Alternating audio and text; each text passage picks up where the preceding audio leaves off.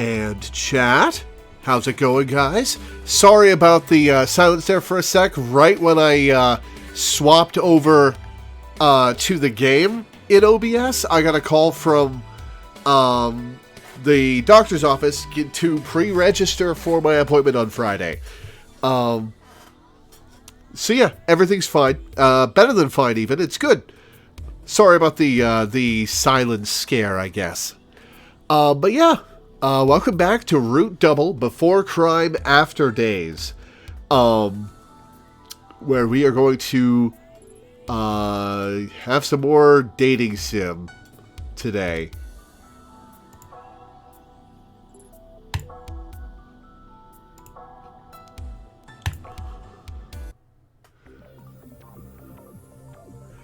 They were greeted by a door with a security terminal stationed next to it. The words, Level N, were engraved on the terminal. Level N? It would seem that you need a special card to get into Area N. Perhaps Area N had the highest security level in Labo. But it was the fires blazing just beyond that gate that kept them from freedom. Would it be possible to enter Area N and put out the fires? Are you out of your mind? That's way too dangerous. Even if you could put out the fires, you wouldn't be able to protect yourself from getting exposed to the lethal radiation levels in there. I'll bet somebody's going to do that to get everybody else out by the end of the game. You're right. Damn it. Watase tried putting on his Procyon close to the gate. What? Only for the reading to start shooting up astronomically. 2406 MSV? It almost went up by 1,000 all at once. It's too dangerous. Fall back. Yeah. The group frantically ran away from the door. Just then, the Procyon's reading went back to normal. Even if we could get past the gate, we'd have to face all of that. If the gate's made of lead, then it should be able to completely block off radiation. So perhaps the inner walls and ceiling are damaged. No matter how strong the gate was, there was always the possibility that there were cracks in other spots. Though they were invisible to the naked eye, there was atomic dust and radiation leaking through them. I see, so that's why the reading keeps on going up. At any rate, this confirms that there's a melted down reactor on the other side of this gate. An area of death, swirling with hellfire and radiation. If the area around the gate was that bad even when shut, then they could only imagine just how much radiation would engulf them if they opened it up. It really would be suicide to go into that place. MSV is a real measurement, right? What's the MSV count on the elephant's foot? Do we know? Kazumi continued as Watase held his breath in horror. Be that as it may, we've now concluded our search of the inner ring, Captain. Let's assist with the search of the outer ring. Yeah. The group nodded and ran off towards the outer ring.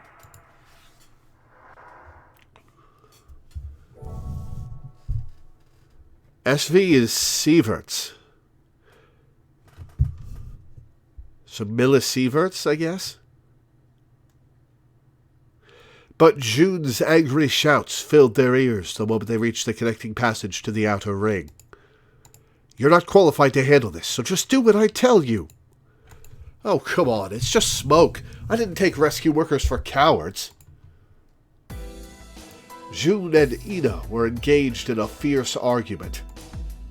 Ukita watched the two of them with a bewildered look on his face. What happened? Oribe, what's all this commotion about? Lieutenant. There's smoke in the outer ring up ahead. Looks like there's traces of a fire there. Alright.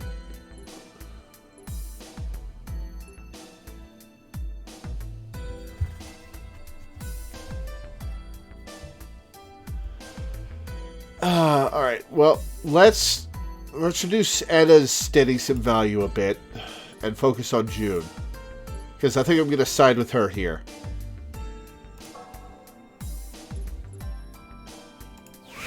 Radioactive death smoke, yeah. But we don't know where the fire's coming from, since there's a ton of rooms. So I was telling Miss Subakiyama and Mr. Ukita to wait somewhere safe, but... Don't be an idiot. If there's traces of a fire, then that's all the more reason why we should all be searching.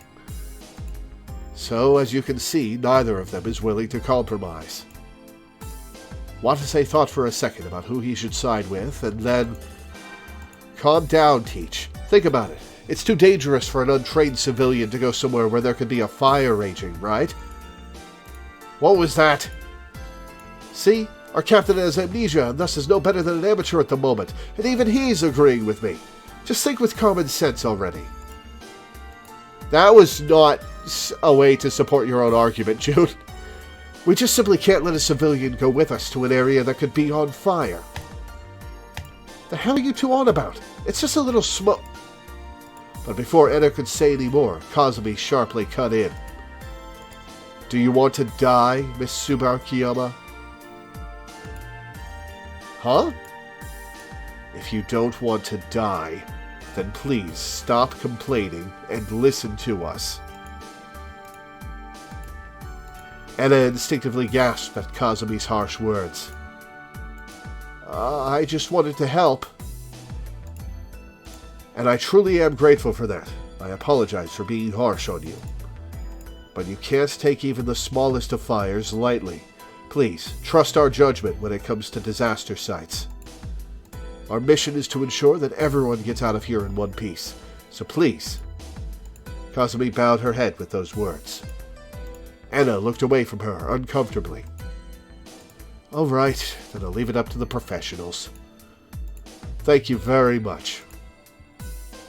Watase straightened his back with a crunch at those words. Oh, I feel that.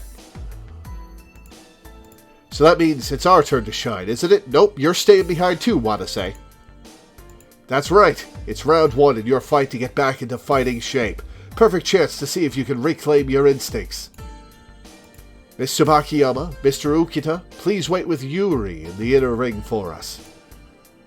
We did not see any signs of a fire there, but please be cautious and remain aware of your surroundings, just as a precaution. Also, don't go to the level end door, it's leaking radiation badly. Very well, leave it to us. Roger that, see you later. After the rest of the group had finished wishing them luck, the rescue workers headed for the outer ring.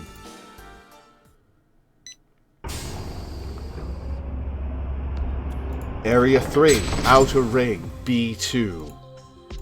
This block had multiple doors lining the hallway on both sides, just like every other block. You were right, it is a bit smoky.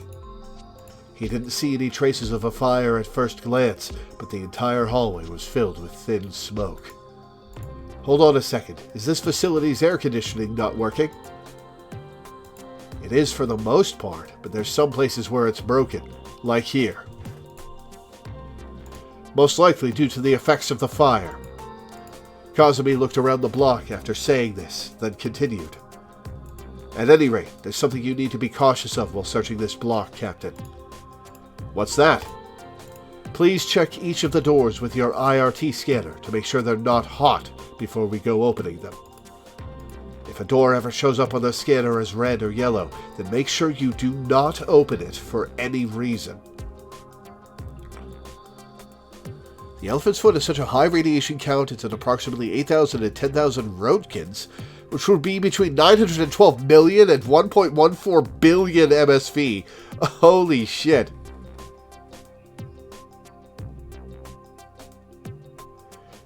That's...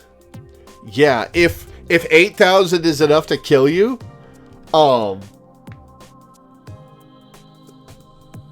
that's pretty comically lethal. Just walk into the room and fall over. Huh? Why is that? It'll cause a backdraft if you do. When a fire burns in a sealed-off room, it eventually consumes all the oxygen in that room and starts to smolder. So, when the door to the place is opened, fresh air rapidly pours into the room, and then...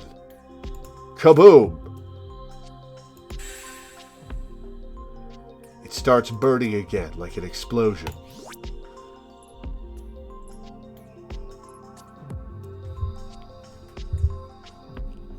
Alright, so we've been warned that yellow decisions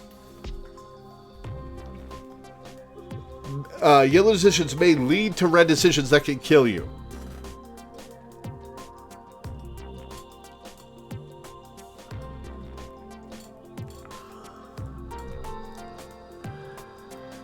So, here's where we're going to figure out how the dating sim values work. Because if I raise my own self-esteem value, does that mean that I will prioritize my own life and self-preservation, or my own attitude and decisions over the other characters?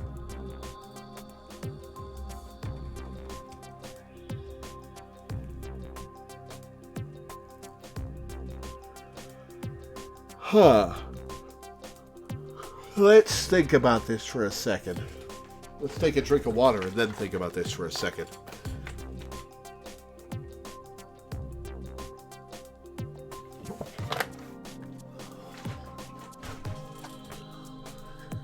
Which is it, I wonder?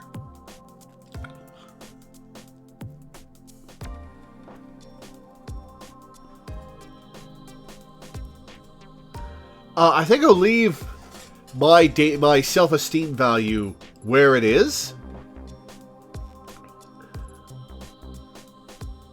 and listen to the ladies.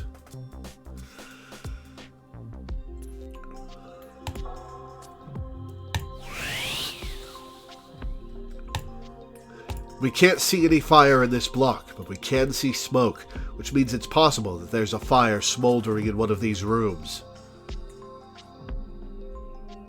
The third color is blue, which is just stuff that influences characters later. So if you don't carefully check the temperature, all of us could get blown away. It's a real big responsibility. You sure you're up for it? Oh, immediate choice. Alright. Ah, I see.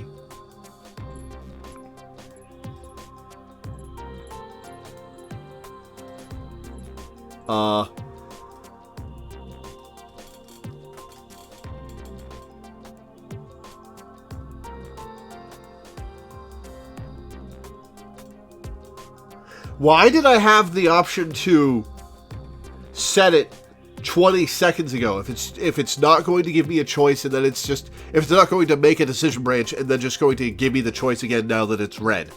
That's weird. Let's save like cowards, just so we can figure out how this works. Because we're going to leave our self-esteem value at 50% and leave the dating sim values for June and Kazumi cranked.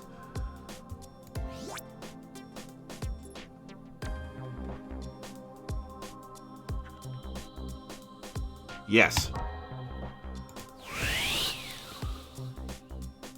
Yeah, she does look pretty 12-ish, doesn't she?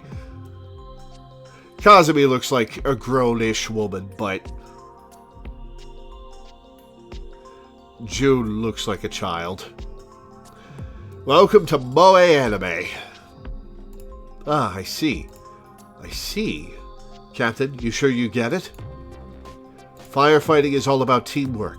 Not only must our minds be as one, but we need to work closely together as one unit, understand? But Watase didn't feel the need to be intimidated by every little thing they said. Anyway, let's hurry up with the search. We have a lot of rooms to check. How does that follow as a reaction? How does that follow as a reaction with the dating sim values I set? I cranked my trust with these two up and left my self-esteem at 50%. Or, I guess that's not self-esteem, that's self-preservation? Is that how that works? Huh, okay. And with that, the group began searching each and every room. They stood in front of a room on the edge of the outer ring. Kazumi headed toward the door, hose at the ready.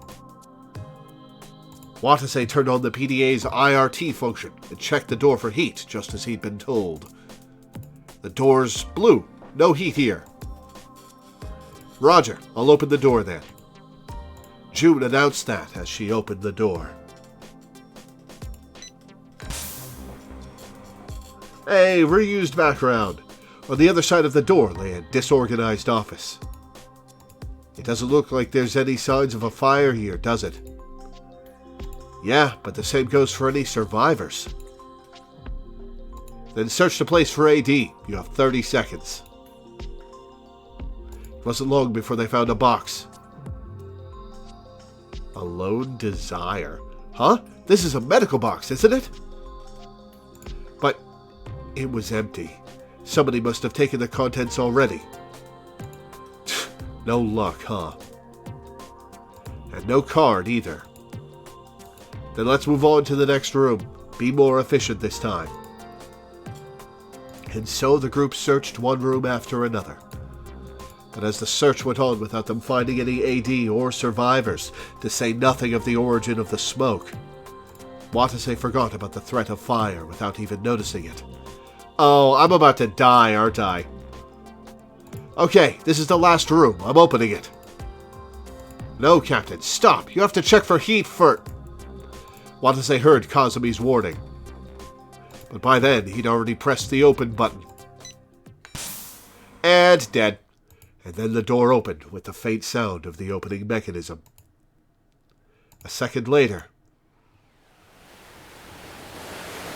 Watase's ears were filled with a very peculiar sound. He also felt something like the air getting sucked up at the same time. What's that? Watase's gaze turned to what lay in the room. And what he saw was a fiery maelstrom shooting out at him. At that moment, a memory flashed back in his mind. Glad I saved. If a door ever shows up on the scanner as red or yellow, then make sure you do not open it for any reason. So when the door to the place is opened, fresh air rapidly pours into the room, and then... kaboom! It starts burning again like an explosion. We saw this 2 minutes ago! Oh, crap! By the time he completed that thought, Watase had been engulfed by red-hot flames.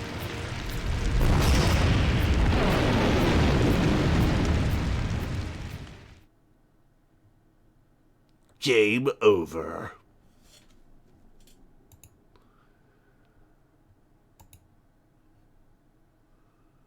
A bad ending number 2, The Careless. The result of Watase not taking Kazumi and June's explanation seriously. You may be able to avert this fate by setting Kazumi, June, and Watase's senses to very high levels at the SSS input just before this ending. Okay. Well, I set Kazumi and June's dating sim values to very high levels. I guess I gotta crank Watase's then.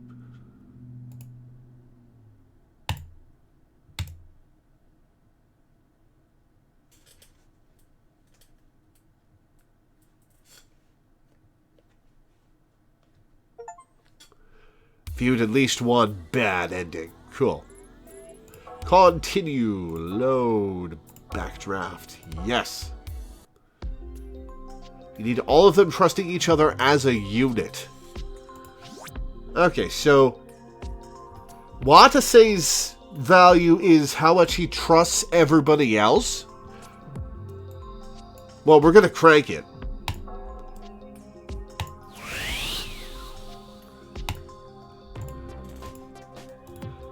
Hold on. Teamwork. Sorry about that. Leave it to me. Determined not to let them down, Watase re-geared his mind back to the task on hand. He checked his surroundings to find 10 doors lining the hall. They all felt like traps to him, explosive booby traps just waiting to be tripped. But I have to take this seriously or we'll be screwed, won't we? Every single one of these doors has the potential risk of shooting flames out if I open it, right? Naturally, but there might also be AD or survivors behind them. Well, in the other timeline, we didn't find any. All we found was death. And we can't just leave the source of the fire alone. So, in the end, you'll have to man up and open every last one of them. What? If we're not supposed to open the fire door, how are we supposed to... Why...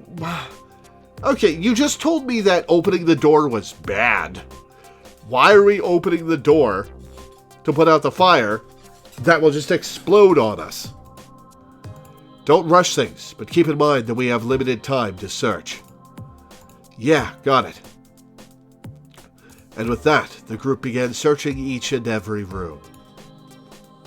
They stood in front of a door, with Cosmo pointing a fire hose. We're going to skip through what I've already seen.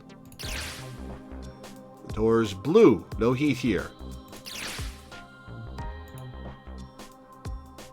She's opening the door.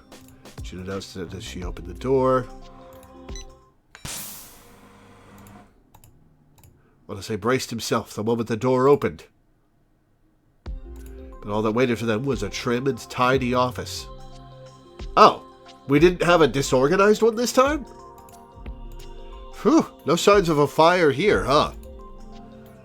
Yeah, but the same goes for any survivors. Then search the place for AD. You have 30 seconds. Group quickly searched the room in accordance with those orders. It wasn't long before they found a box. Huh? This is a medical box, isn't it? Watase ran up to it and looked inside. But it was empty. It appeared that someone had already taken its contents. No luck, huh? And no card either. Then let's move on to the next room. Be more efficient this time. The room opposite of that one was a stairwell.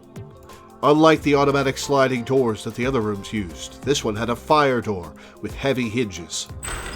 But when they opened it, all they saw was a collapsed staircase. Well, that's lovely. Are you viewing that from below or above?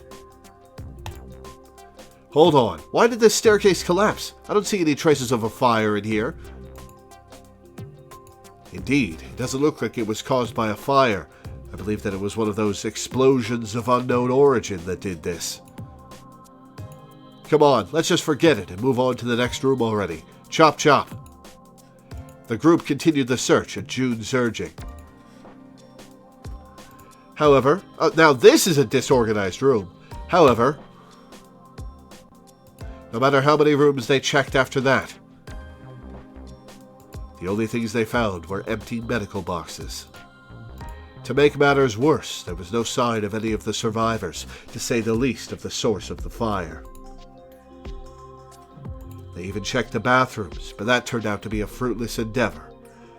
Okay, so when I got the game over condition that would lead to my death, they just skipped through all this stuff to get me to the game over as fast as possible so as to waste as little of my time as they could.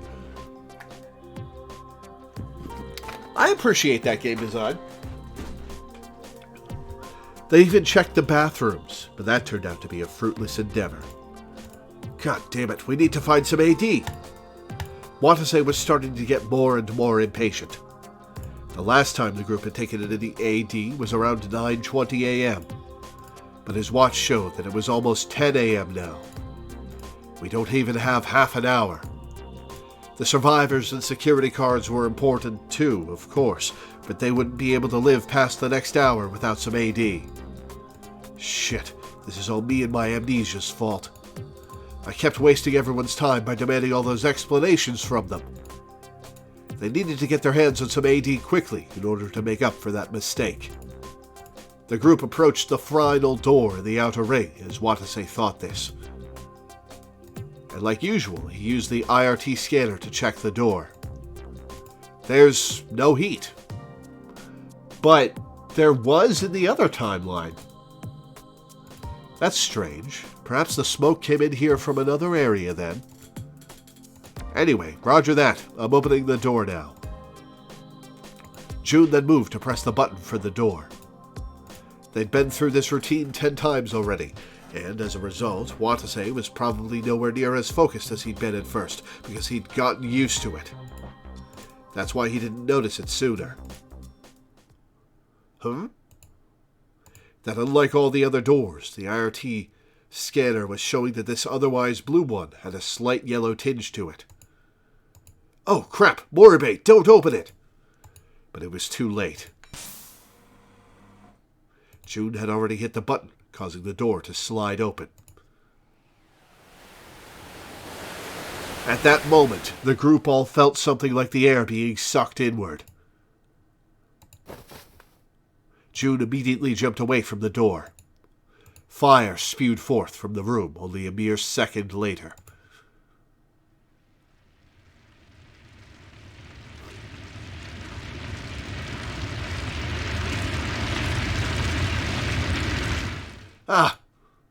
Watase tried to dodge it, but his body wouldn't move. Captain!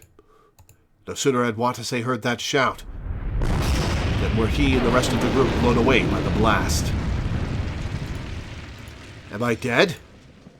He wondered that for a second, but no, he was still alive. However, it also felt like something was crushing his body. Ugh.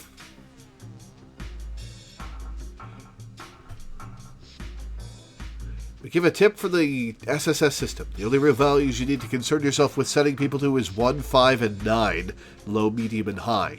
You just had it at 9 because of Enneagram. So usually it's more of a decision with 2 branches, occasionally 3 or 4 in some instances. Noted. Watase then opened his eyes. Captain, are you alright? Only to see Kazumi shouting at him and helping him get up.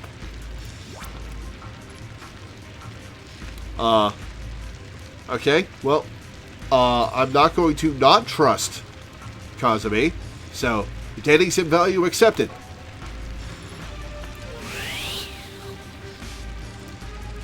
It seems she knocked him out of the way just in the nick of time. I'm okay, but this is... His surroundings had transformed into a sea of flames in the blink of an eye. The fire that had spewed from the room was spreading all the way out into the hall. If this keeps up, then even Tachibana will die. It was at that moment that he heard a voice across the sea of fire. You guys okay? Watase looked to that voice to find June looking at him and Kazumi from the other side of the flames. Watase quickly shouted back, Loreweaver, throw us the hose! Or use the hose from there, don't burn the hose! On it! June picked up the hose lying in the fire and tossed it with an underhand throw. The metal nozzle slid across the floor and stopped right in front of Watase. The fire spread even further during those few seconds, filling the hallway with black smoke. Just standing burned his skin, and his lungs hurt every time he took a breath.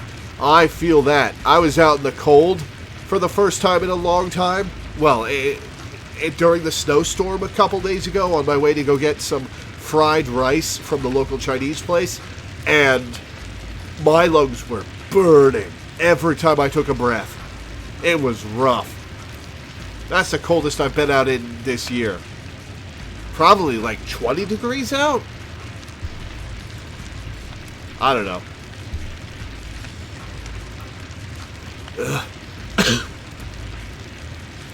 Captain, don't. I'll handle this. I'm okay. Even I can handle a little fire like this.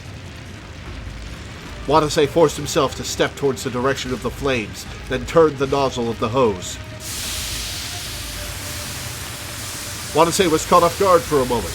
The water pressure was far greater than he expected. So he used all his might to keep the hose under control, knowing it'd most likely shoot right out of his hands if he let his guard down for even a second. Eat this! The hose's jet stream ran right into the brightly burning fire. However, it's not going out? Although steam was rising here and there, the force of the flames didn't weaken in the slightest. Son of a bitch! Watase blindly swung the hose. Despite his efforts, the fire only grew stronger and stronger, and swooped down on Watase with intense ferocity. The flames swayed, briefly licking at his left hand. Ouch! The heat shot through his gloves and burned the back of his hand. He then dropped the hose on instinct. Oh, shit! He frantically tried to pick up the hose. Staying as a team.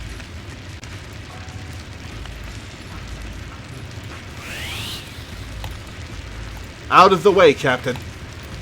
But then Kazumi grabbed his collar and violently pulled him back. This is why I said I'd handle this. You need to get farther back. No, but... okay, it keeps giving me these choices. I will trust. No, I'm going to save.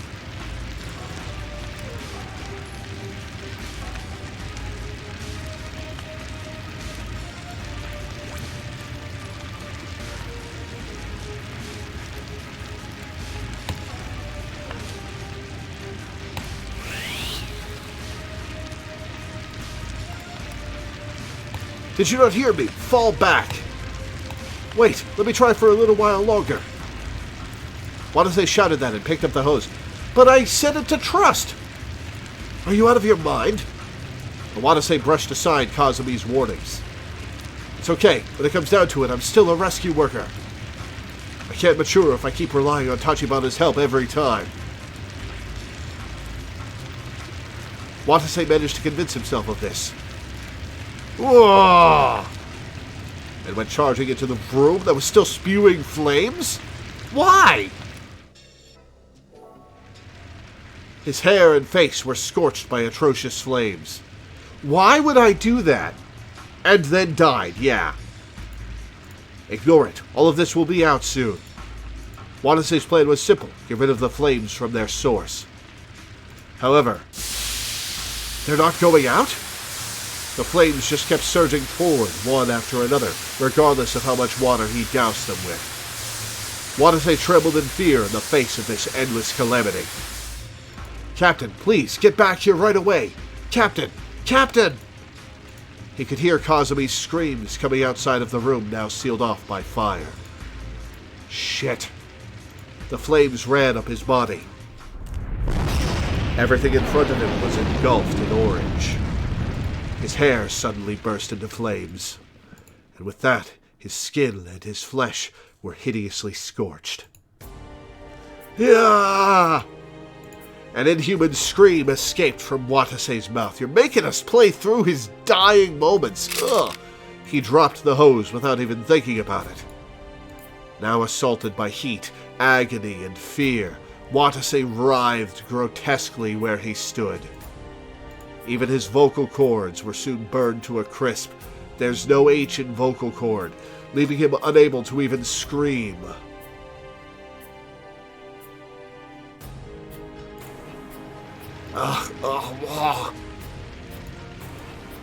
Kazumi screamed something, but the only thing Watase heard was the fire blazing around him.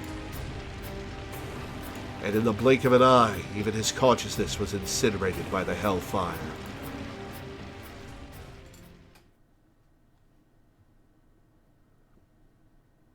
Okay, so this game is operating on inconsistent meanings for the dating sim values.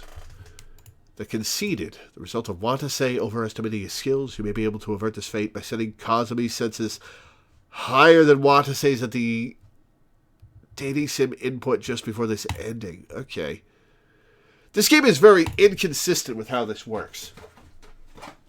And that's, I think, going to frustrate me over the course of the game.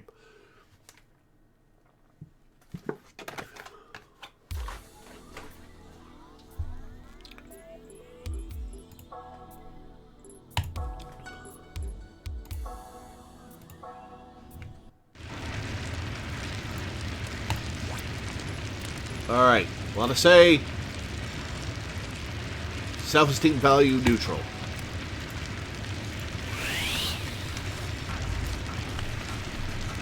No, but did you not hear me? Fall back. Alright. As he said this, Watase noticed that there was something caught on his right hand. It was a locket with a broken chain. Oh, is this Kazumi's? Kazumi had apparently dropped it when she tackled him earlier. Watase quickly put it into his pocket and looked at the sight that lay in front of him. Look carefully. This is how you put out a fire. Kazumi nimbly handled the hose as she told Watase this in a calm voice. She aimed at the jet stream right at the edge of the fire, pushing the flames back. Amazing!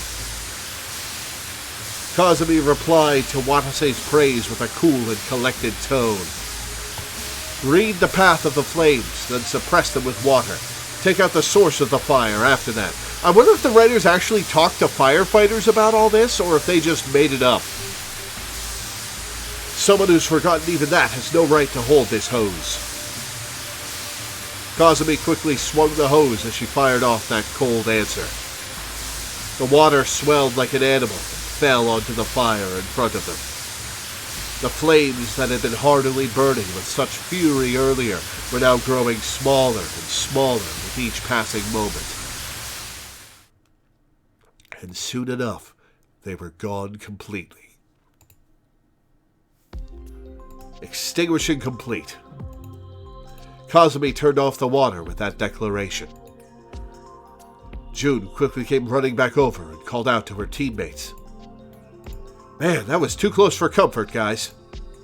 Yeah, it's all thanks to the two of you that we got out of there alive. More importantly than that, Captain. All of a sudden, she grabbed Watase by the collar. Captain, why did you give the okay without checking the RT scanner properly? I'm sorry, I was just thinking about how badly we needed to find some AD, so I got impatient. Impatient? You screwed up because you were impatient? Yeah, this is my fault. You think you're fit for this line of work with such naive thoughts like that? You won't be able to save the survivors like that, to say the least of keeping yourself safe. Sorry. Sorry ain't gonna cut it, Watase. They almost just died because of you. And why didn't you obey my orders right away? But I felt like I had to protect you right away back then. Protect me? Please, do not get so conceited. It might have been a different story if you were your normal self, but you don't have that strength as you are right now. Something in Watase's head snapped at those words. Don't be so harsh. I'm trying to help out in my own way, the best I... People's lives are on the line, Watase. In my own way. Kazumi's eyebrows twitched as she said that. Ah! She then grabbed him by the nape of his neck and pushed him against the wall. Do you seriously believe such naive thoughts like that will be enough to keep you alive in this place? Wanting to do my best in my own way or try as hard as I can means nothing out here. What you need to survive is the composure to choose and take the right actions. We didn't come here to die a pointless death. We came here to save lives. Back when we found Miss Yuri, you tried to run into that fire without even considering your own abilities or the danger of the situation, didn't you? That also most likely stemmed from you trying to save Yuri in your own way. However, someone who would throw their own life away to save survivors is no hero, just a fool. Though you don't remember, those are your very own words I'm quoting here. If you've even forgotten something like that, then that makes you no different from a civilian. That's fair. And yeah, like a dead rescue worker means fewer rescued survivors. It's just one more body on the pile. Watase couldn't say anything to that. He felt like he'd been handed an epiphany of how utterly powerless and foolish he'd been. He hung his head crestfallenly and let out a feeble reply. I'm sorry. I put everyone in danger because of my own careless actions. As long as you understand, that's good. But please, make sure you never forget everything I told you just now. Kazumi let go of Watase's neck and said that. It was then that June nervously cut in. She's like, "Not that wasn't hot or anything, but we've got bigger fish to fry." "Lieutenant, it's not the captain's fault. Any other day, he wouldn't have this problem." "Yes, you're correct. Normally, he wouldn't be the kind of person to take such rash actions." Those words pierced Watase's heart. She was right. The Watase Kasasagi of today was completely different from the normal Watase Kasasagi. So he wished that he could, at the very least, learn from his past self. "Hey, Tachibana, exactly what kind of rescue worker was the normal me like?" "Let's see, you were a calm, intellectual, and extremely cautious person." Sounds more like a coward, if you ask me. Oh, come on, Watase. Don't be ridiculous. You were an intellectual rescue worker who always made rational decisions, no matter what the crisis. She's right. Well, okay, you were a bit of a hard-ass, but your logic made sense. So that's who I was.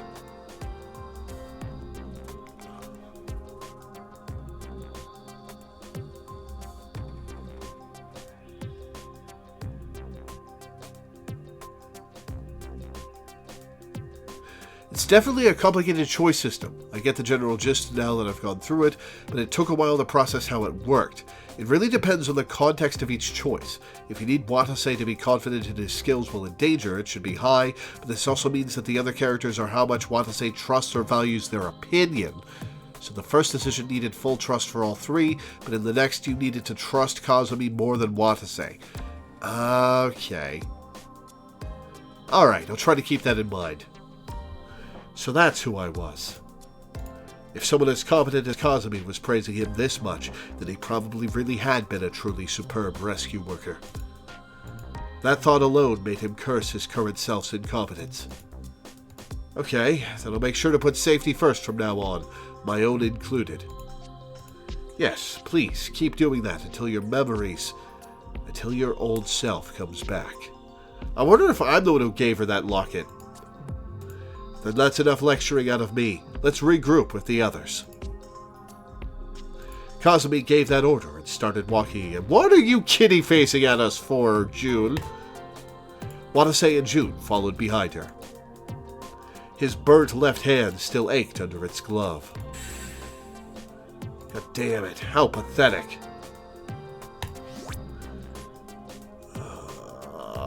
I will trust June. Theory, June ships it. Yeah. I will trust June.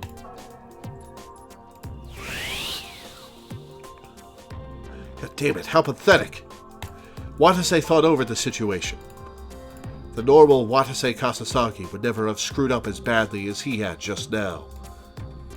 Then what kind of relationship had he had with Kazumi, his lieutenant? As he thought this, he suddenly looked at June, only to find she was looking at him, too. Ah, yep, she's kitty-facing. Wow, that's quite a look you've got there. June said that to Watase with a wry smile. That bad, huh? Oh, yeah, you look real bummed out. Never thought I'd ever see a face like that from you. I was just looking back on how pathetic I am. Wow, you really aren't acting like your normal self today. You sound more like me. Like you? What is this peppy music in the middle of this disaster area? To be honest, I often find myself wondering, should someone as pathetic as me really be working in serious? Stuff like that. You know, because there's all these awesome people on our team, especially you and the lieutenant. Awesome people, huh? Sorry to break it to you, but I don't think I have the right to be one of those today.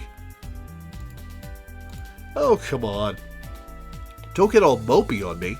It's only natural, what with your memory going all kaput and whatnot. If you start working harder than me, then I'll lose in a flash, no doubt about that. But hey, without your memory, I guess that means I've been doing this whole rescue thing longer than you now, so that makes me your senior. Maybe you're right. June's like, okay, I was joking around, but he accepted it. Let's go with this.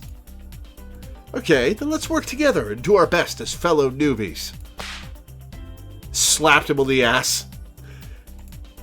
And with that, June gave Watase a nice hard slap on the back.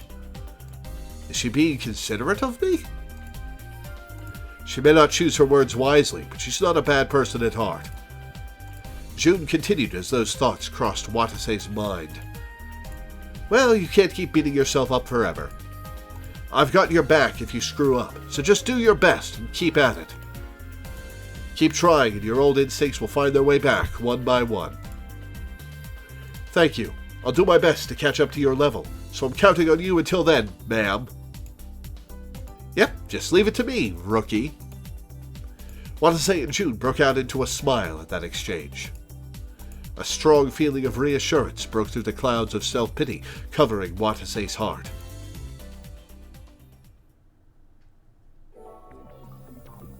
By the time Watase's group made it back to the inner ring, Anna and the others were waiting to greet them. Did something happen? I thought I heard an explosion or something. Well, you see, there was this backdraft and... Watase informed Anna, Ukita, and Yuri of what had transpired back in the outer ring. There was that much fire in the outer ring? What's wrong, Mr. Ukita? You seem rather surprised. No, it's not that. Just thinking about how the fire spread further than I'd imagined. Damn straight. If I'd known it had spread that far, I probably wouldn't have gone myself and left you guys behind. I'm also to blame for what happened. Sorry, Mr. Ukita. Let's not dwell on it. It's more important that we make haste with the search, is it not? Then let's get moving on to floor B1 on the Wait, what the heck? A puzzled look formed on June's face before she could finish her sentence. Hey, Miss Tsubakiyama, Mr. Ukita, where's Yuri? Huh? Taken aback with shock, everyone looked around them. But Yuri was nowhere to be found. She's off in the level end door, absorbing the radiation like a mushroom. It gives her power. Where did she go? Alright. Huh. Okay. Do we trust Edda about this? She was supposed to be watching Yuri. Alright, let's trust her.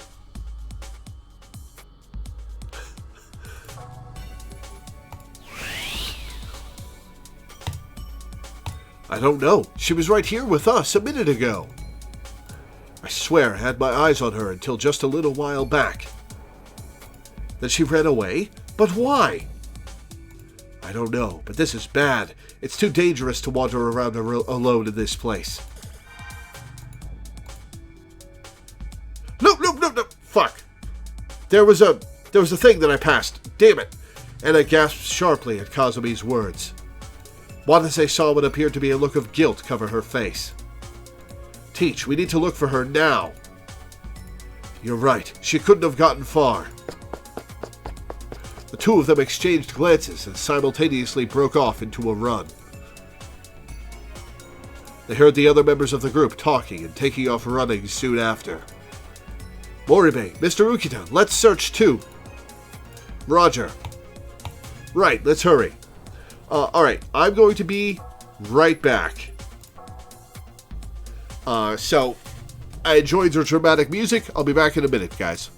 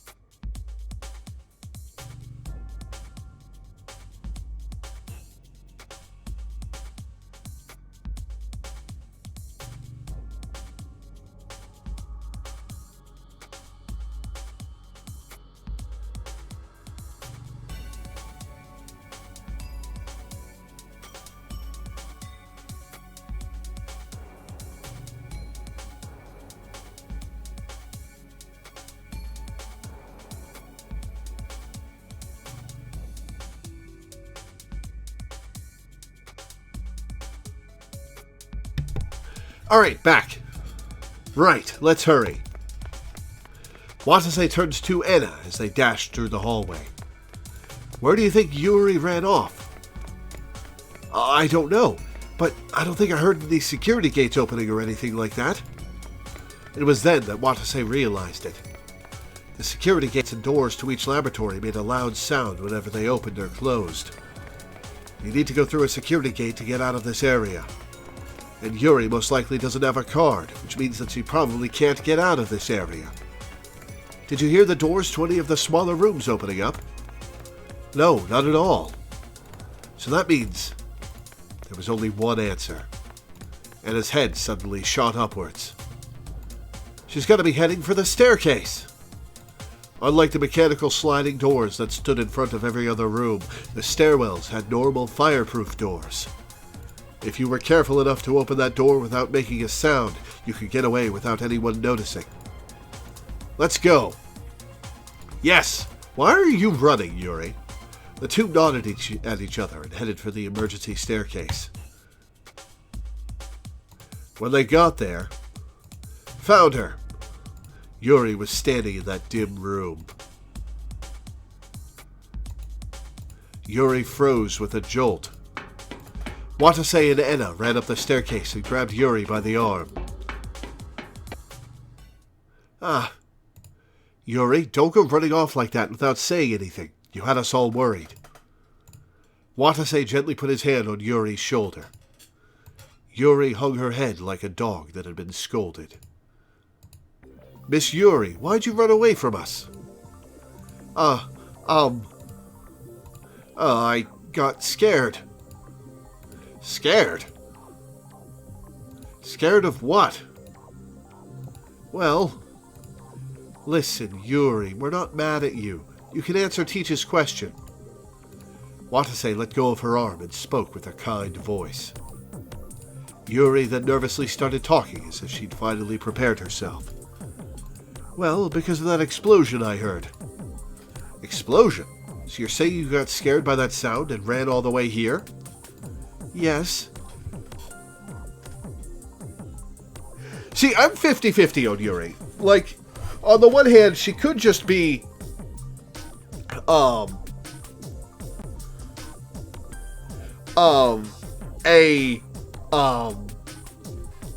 character that's supposed to be cute and appealing and demure for the anime fan audience that this game clearly caters to. On the other hand, she could be I'm suspicious of her. But she could just be exactly what she seems, meant to appeal to anime fans.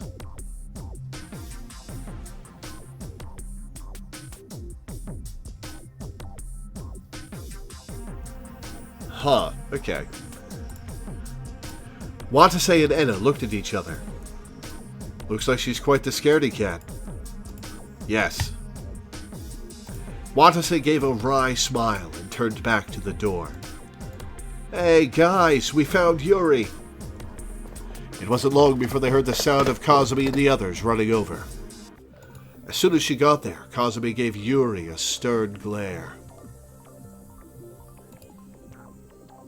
You can't go wandering off by yourself, Miss Yuri. Didn't I tell you it was dangerous? I'll get mad if you do something like that ever again. You hear me? I'm sorry.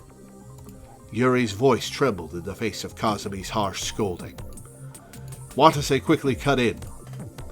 Hold on, Tachibana. You shouldn't yell at her so much. What was that? It appears that Yuri was frightened by the sound of the backdraft I caused and just started running without even thinking. So, basically, it's my fault. So, if you could ease up on the yelling. Watase said this nervously, seeing as how he'd been on the end of a scolding from Kazumi himself just a few minutes ago. A troubled look appeared on her face. So that's what happened. But it's still more dangerous to go off on your own. She's right, Yuri. You'll be more safe with us than anywhere else. I'm in the same situation as you are, and I too think it'd be best to listen to the professionals. I'm sorry.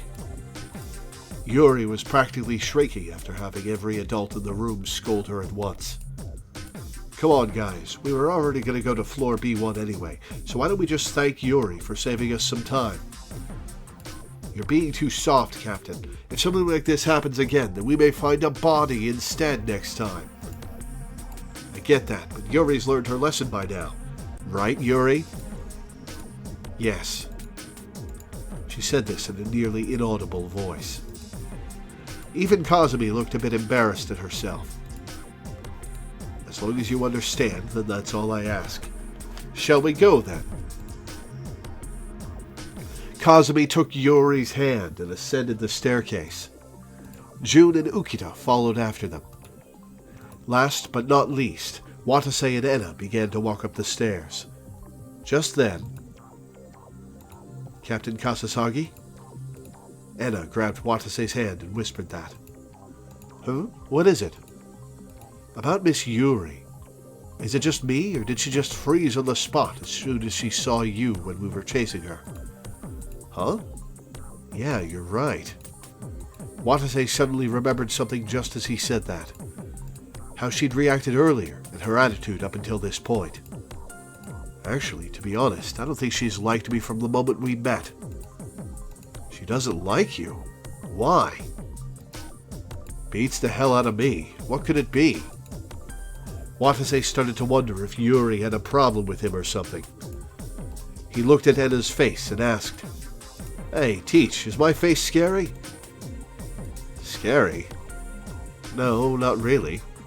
Well, you look the same as you always do, like a bit of a dunce. Ugh, gee, thanks. Watase asked another question as he felt the pain of Enna's retort in his heart. But then I guess it's not a problem with my face. So what could it be? What indeed? Got any ideas? Nope, nothing. Well, she acts like she knows me. From before I lost my memory. There was that flashback with her.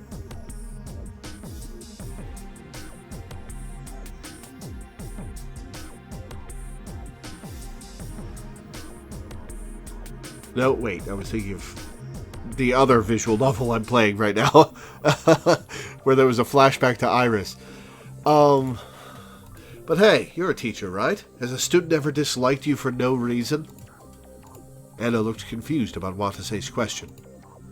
Of course not. My students love me.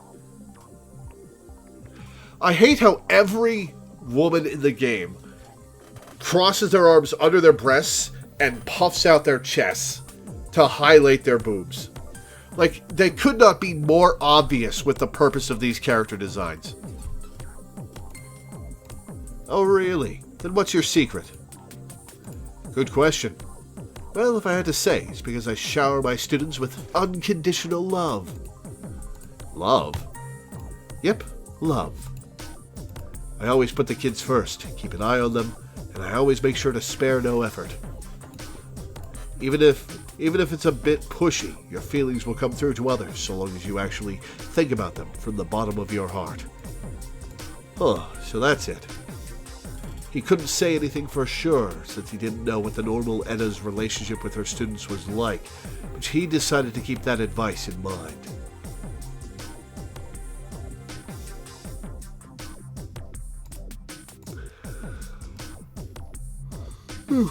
Excuse me. But at the same time, he noticed a gaping hole in Enna's speech and decided to exploit it. But you know, for a teacher who always keeps an eye on the kids, you sure did a great job on noticing Yuri had run away. Ouch, just had to hit me right where it hurt. Feeling a bit down now, not gonna lie. Well, let's just make sure we both keep an eye on Yuri from now on. She is definitely not a teacher. I don't want to hear that coming from you. The two of them reached the top of the stairs by the time Enna finished saying that, and officially reached floor B1. How deep was that stairwell? That was a long conversation. Area 3, Inner Ring, B1. Let's save.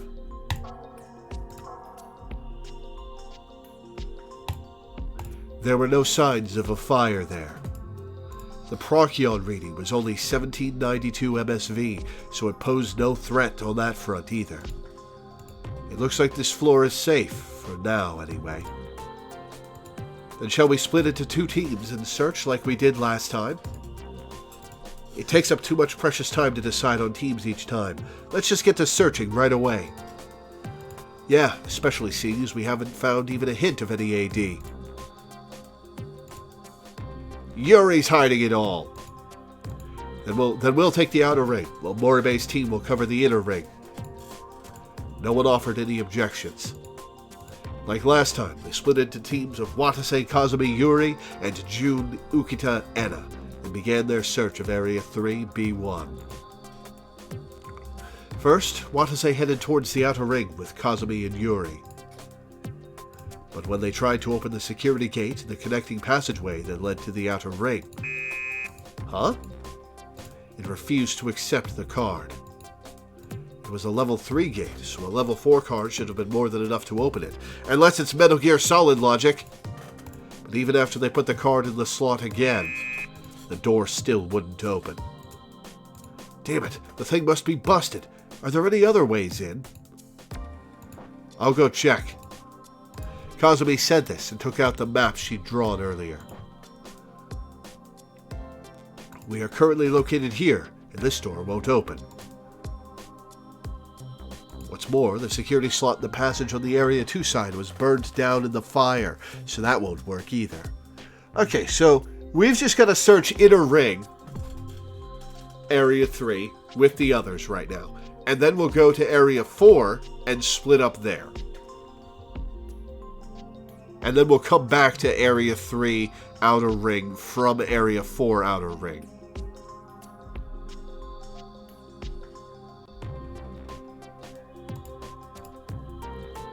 Now that I think about it, this staircase collapsed too, so we can't get in there from another staircase, can we?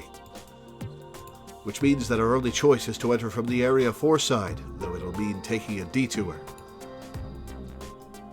Things just keep getting worse and worse, and we're no closer to finding any AD.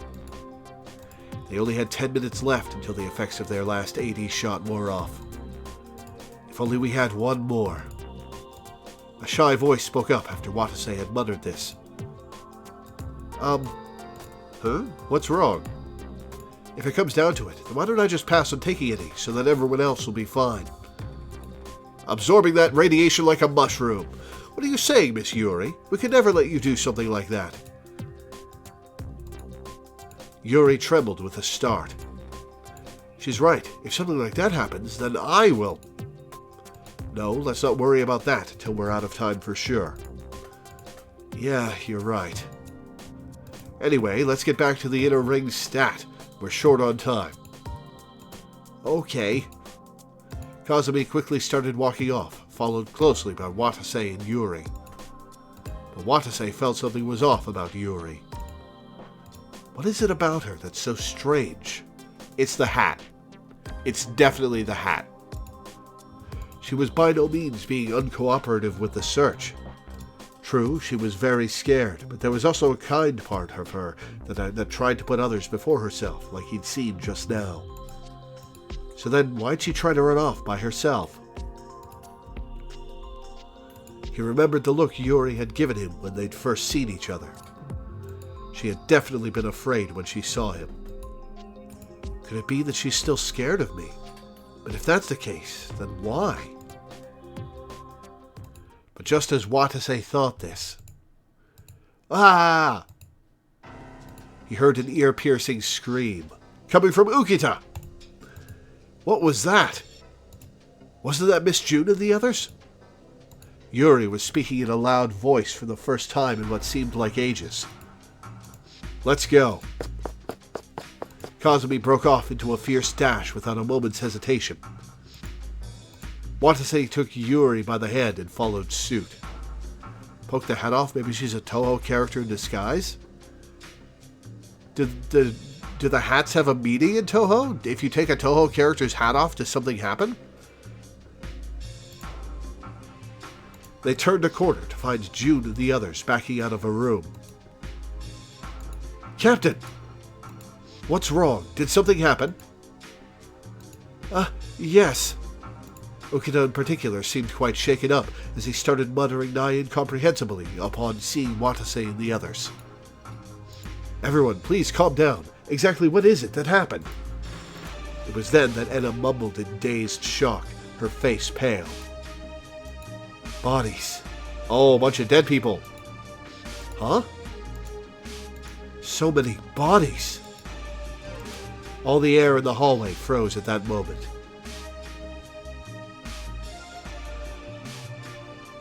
The joke is that there are so many Toho characters with some form of head accessory that the wiki has a page for characters that do lack them. Oh, wikis are silly. Did you say bodies? They're in that room. Were they victims of the fire? The image of Natsuhiko and the others, their bodies horribly charred, passed through Watase's mind for a moment. But June shook her head. No, it'd make more sense if they were, though. What do you mean? You'll understand if you go in there and see for yourself. Well, we don't have a way to put any bullets in their skulls, so if they rise up as new gun zombies, we're gonna be in trouble. June looked to the nearby door with a confounded look on her face. The door was already shut, but they could still smell what appeared to be rust coming from it. What's that stench? No sooner had the thought crossed Watase's mind than he was gripped by an inexplicable feeling of terror. He took a big gulp and prepared himself. I think it'd be best if you stayed back here, Yuri. Okay. Yuri nodded with a frozen look on her face. Captain, Lieutenant, you ready? Yes. Yeah. June walked up to the room and opened the door.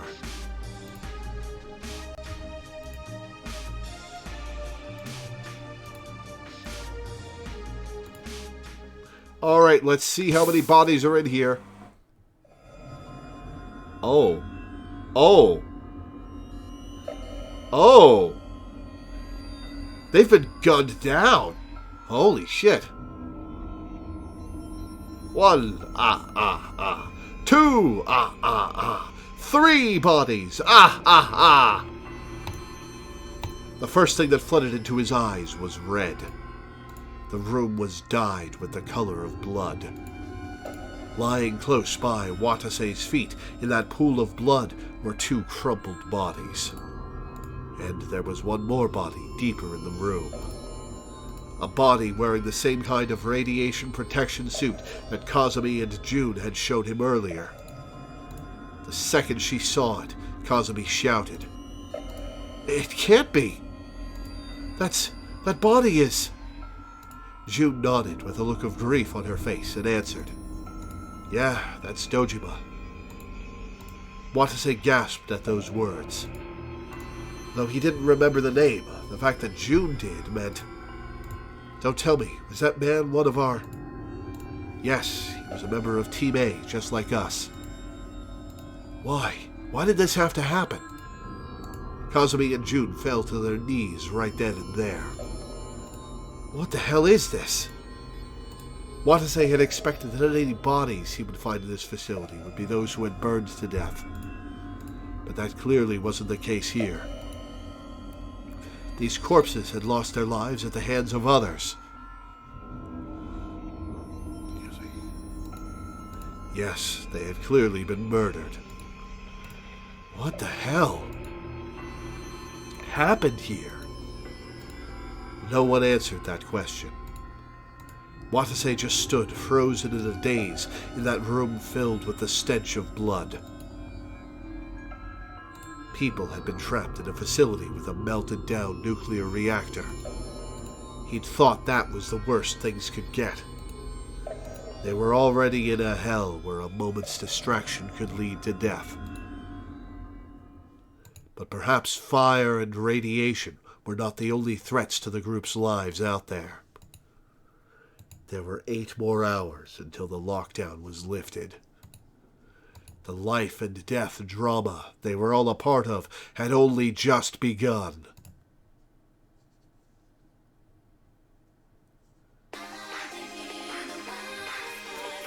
Here we go.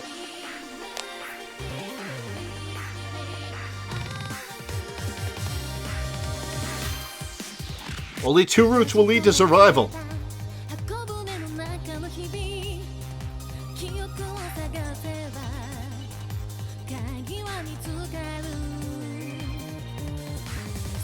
Oh, just her, huh?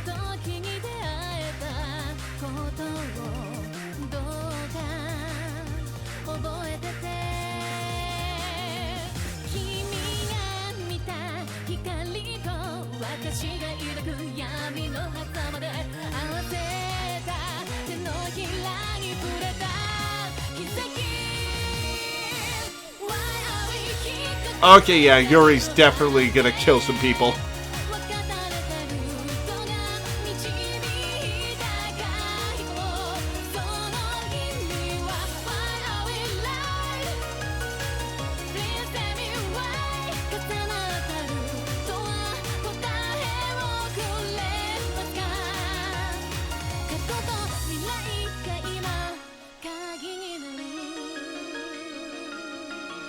Yuri's definitely gonna kill some people before this is over.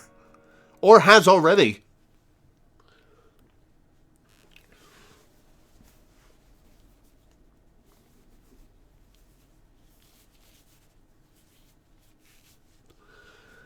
After Chapter 2, 10 o'clock chapter. 8 hours until lockdown is lifted. Alright, I believe you wanted me to, check something on the main menu.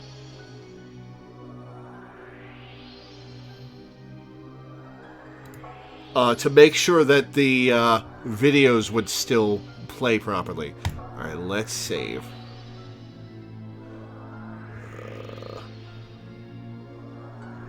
How do I... okay, well...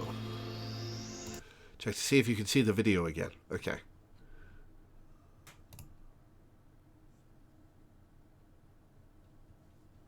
Check with H for key binding. Right, forgot. My bad.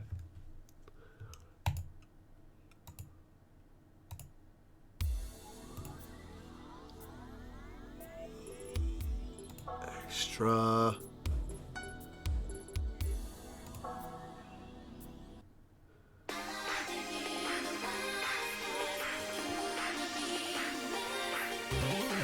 Oh, this is still images. It's music.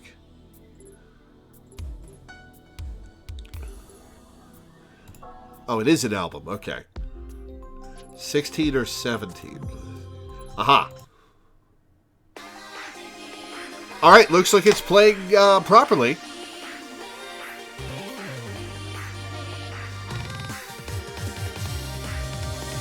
This is a cool track. For those who are wondering, I was warned that there's a bug with this game that sometimes happens where after watching the first video, all other videos will fail to play. There'll just be a black screen with sound. And I was provided with a mod that fixed that if I needed it. And it looks like we don't need it.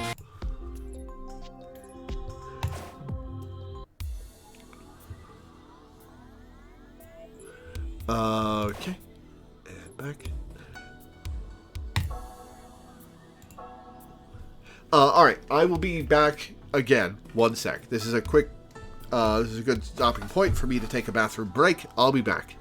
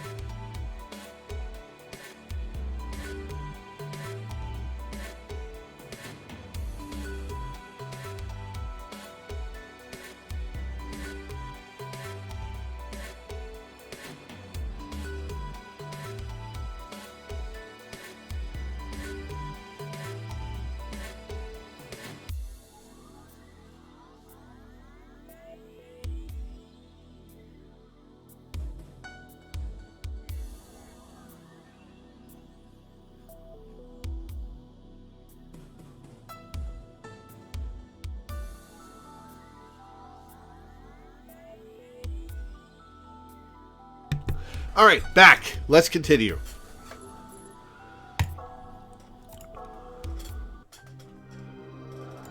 Watase kept himself from shivering and took in the terrifying spectacle that lay before his very eyes. Dear God!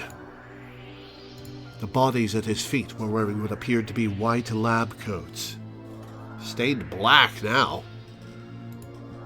It wasn't strange for there to be researchers in this facility. What was strange was the fact that their bodies were full of countless bullet holes. It's how the gun zombies convert new zombies. They were shot? Given that they were lying with their heads turned toward the door, it was possible that they'd been trying to escape from the room. The various sized holes in their body, especially the big ones in their stomachs, exposed their innards.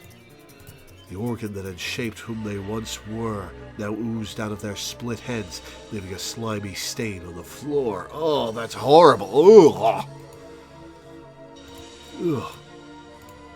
He instinctively looked away from the horrible evidence of how the men had died. But further in the room was, on one other body, the remains of the rescue worker who Kazumi and June had called Dojima. His case was even stranger.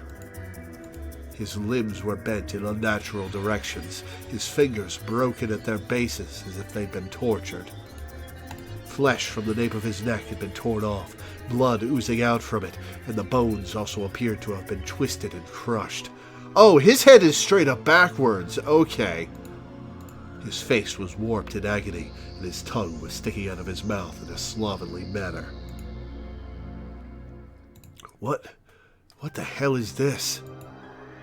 What could have happened to cause him to die like this? Yuri did it! It was hard to believe any human could have done this. It looked more like he'd been grabbed and casually crushed by a giant hand. It didn't feel as if any person could have done an act so horrific. It was more like the work of a monster or something. But the whole thing in general was strange. Why was it that those two had been shot to death, while this one had died differently? What in God's name happened in here? Kazumi answered, quietly rising to her feet. I don't know. However, it looks like they'd set up a simple makeshift base in this room. Oh, we're gonna have to chill out with the bodies for a bit, aren't we?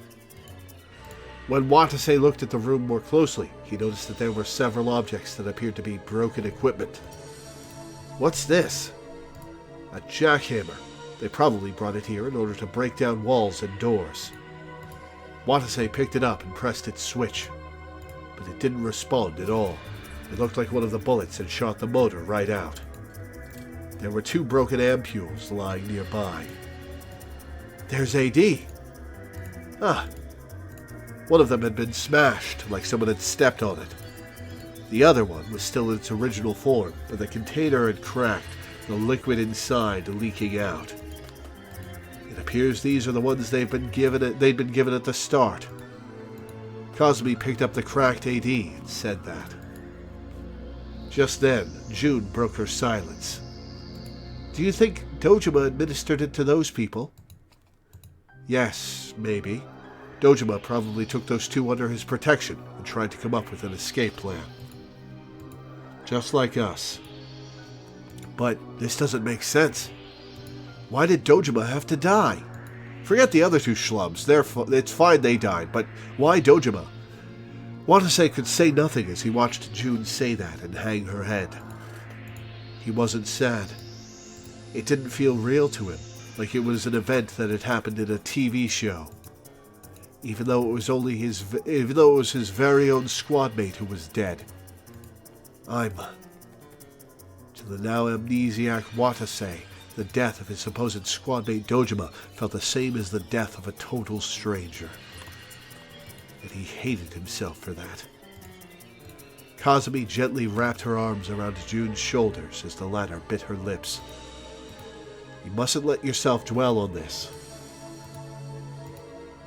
Judging from the fact that there's no sign of Hiyama's body anywhere, he's probably still alive. We can still save him at the very least. Yeah. Let's go for now. If we remain here much longer, then it'll be difficult even for me. Watase and June nodded and headed for the door with Kazumi. Kazumi and June gave a small salute before they exited. Their final send-off to their colleague who'd been killed under mysterious circumstances. All Watase did was just stand by and watch them. But the moment they left the room, Ukita grabbed Watase by the collar. "Hey, Captain Kasasagi, what in the world happened here? What? 3 people are dead, and even the jackhammer's broken. You know something, don't you? Answer me. Just talk already." "No, how can I know anything?" Kazumi frantically pulled Ukita off of him. "Mr. Ukita, please, calm down. Even we're confused about why our co-worker was killed. How can I possibly stay calm in this situation?" But before Ukita could continue his ranting and raving, "Please stop." A tearful voice echoed around them. "Yuri? Don't panic. People died there, right? If something like that happens again..." It was the first time Watase had ever seen a look like that on Yuri's face. It was still strained with fear, but there was a clear, fierce will in her eyes. Rationality returns to Ukita's eyes as soon as he heard her. Sorry.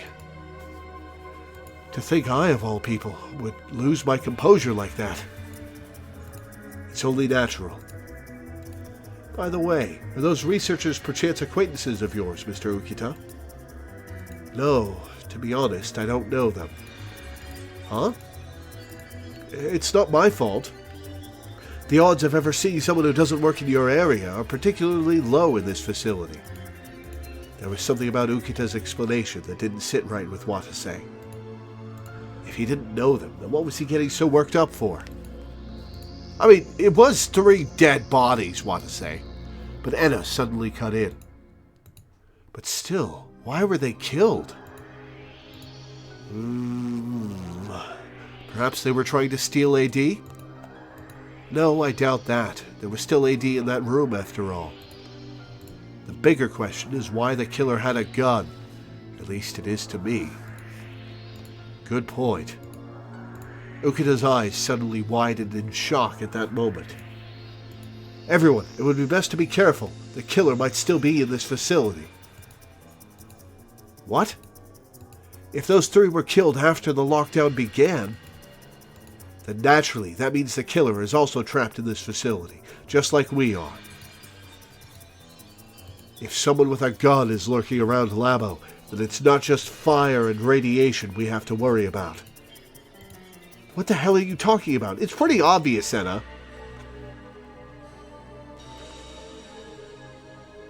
What if she did it? You're not saying that you suspect my students, are you? No, that wasn't what I was getting at. There's no way children could do something so heartless, right? Oh, we'll see about that.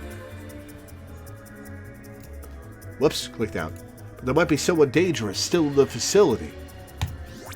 Okay, Ukita and Tsubakiyama. Both of them are kind of suspicious. Excuse me. Who do I want to side with here?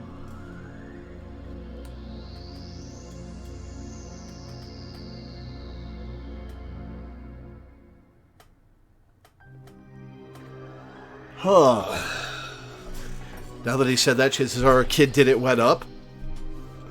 Yep, I'm saying it, it's Yuri. Yuri's the murderer, or a murderer, or is going to do some murdering before the end of the game. Huh.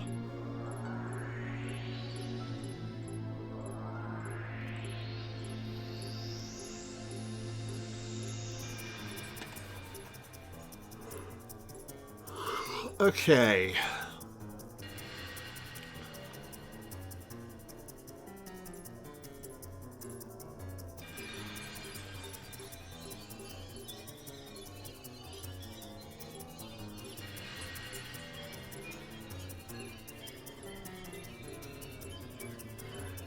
Huh, okay. Which home?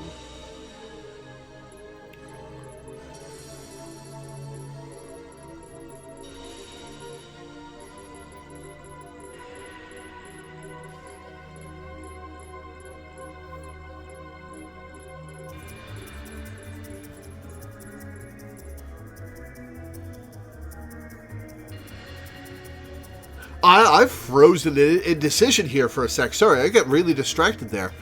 Okay, so I don't particularly trust either of them.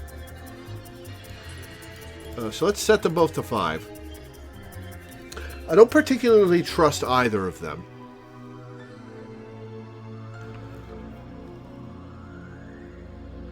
I think I'm going to side with... Huh.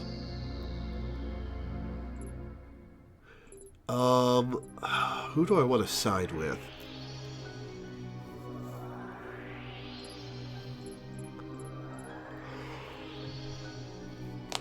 I'm normally not this indecisive, sorry. Oh, I'm tired. That must be it.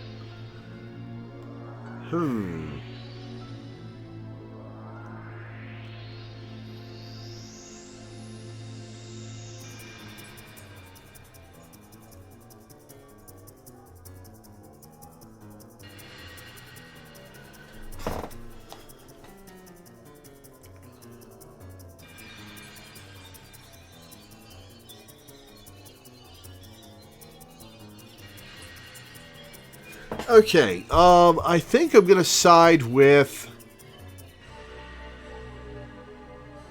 Ukita.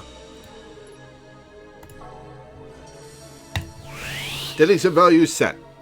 But there might be someone dangerous still in the facility. So all I'm saying is that it might be best not to move around carelessly, even if we're here to search. Huh? Quit acting like a spoiled brat. That's all the more reason why we have to find my students quickly. Watase frantically cut in, just as it looked like another argument was about to start. Calm down, Teach. What Mr. Ukita's saying isn't really wrong, is it? What was that? Are you two idiots? Idiots? Isn't it clearly way too early to assume that the killer is trapped here with us? It seems pretty likely, Anna. Even the killer should be afraid of the radiation and fires, so what reason would they have had to go out of their way to kill a rescue worker? Ugh, that's certainly true. Watase found himself shutting up at Enna's logic, with Kazumi soon backing her up. Yes, what's more, the AD Dojima had was destroyed. If Dojima had been killed after the lockdown started, the killer would have never broken it. Those 3 were probably killed before the lockdown. I don't know what the culprit's goal was, but if my theory is correct, then they should have had plenty of time after the murder to escape. Murders with an S. Kazumi's tone was calm, but her eyes were wavering. She too was grieving, and yet here she was, desperately reprimanding Ukita and Enna. But I'm just worried about your safety as a member of this facility. Like I was saying, the killer's already escaped. We should go with that. But before Kazumi could say any more, well, if he's a gun zombie, perhaps gun zombies are immune to radiation, like mushrooms. But before Kazumi could say any more, a beep suddenly echoed through the hallway. What's that noise? Oh, that's my watch alarm. I set it to go off when our last dosage of AD wears off. Taken aback, Watase checked his watch. The digital reading said 10:16 a.m. on it. I know there are some of you here who took their last AD less than an hour ago, but we should all inject ourselves now, just to be safe. I see. Let's put this discussion aside for now, and administer it to everyone. Yeah, these are our lives that are at stake here, after all. June seemed to have come back to her senses, as she quickly distributed AD to Enna, Ukita, and Yuri. Enna and Ukita injected themselves immediately. This'll keep us up and running for another hour, huh? Yeah. Enna and Ukita muttered that. They keep using this dialogue construction. The character said that after the character said that. And that is, I don't like that writing construction. I think it's bad writing. It bugs me. That is not natural writing. But Yuri and Yuri alone still hadn't injected herself for some reason. Miss Yuri, what's wrong? No, I don't want to inject it. You're still saying things like that? Very well, then I'll do it. No, Kazumi. Radiation makes her stronger, like a mushroom. You can't be stubborn. Just like last time, Kazumi injected Yuri with AD without hearing the latter out. But there were now only 2 AD left. Watase, Kazumi, and June exchanged glances. Damn it, now we're too short. What should we do? What should we do? That's already been decided. Captain, Moribe, please administer it to yourselves. Why us? Your body still isn't in perfect shape, so there's no way I can allow you to push yourself. And Moribe has the smallest body amongst us, so we should assume her resistance to radiation is weak. That's not how that... I don't think that's how that works, Kazumi. You're just trying to talk us into it. But what are you going to do, Lieutenant? Once June asked this, Kazumi held out something to her and Watase. I'll use this. It was the damaged ampule that had been lying near Dojima's body just minutes ago. Only half of it still remained, the other half having leaked out through the cracks in the container. No way. You're not seriously going to try keeping your body protected with only half a dose, are you? Also, that's probably going to inject air into your veins. And also, there's no pressure in it to inject with... It's a broken canister, or it's a broken ampule. What do you think, Mr. Ukita? Well, let me think. If the drug's dosage has been halved, that means the effects should also be halved. Or maybe it'll only be effective for half the time. Honestly, I don't know. But you are saying that it's better than nothing at all, right? Well, yes, that's true, but... Wait a minute, it's still way too risky. June showed her Procyon to Kazumi. The Procyon's reading is currently at 2035 MSV. Not only has this life-threatening as it is, but it's still rising, you know that? She's right. If this AD's effects don't properly manifest, then you'll be exposed. Then what do you propose we do? The fact remains that we don't have enough AD. Well, I'm useless. You could give me the half ampule. I'll be taking the damaged AD no matter what you say. But she just rips it open and injects herself. No backtalk, Moribe.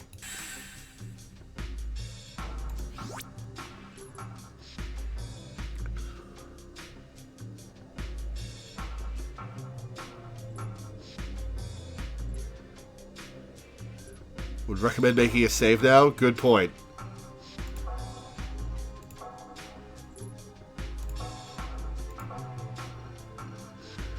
This seems like maybe I should take the half AD myself just to see the game over.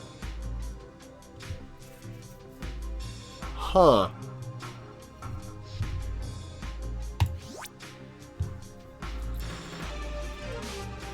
And it's a branch. Okay.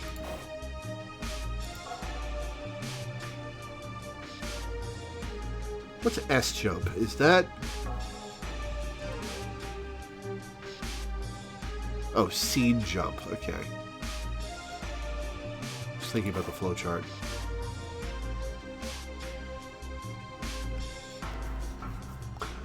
Okay. What are we going to do here?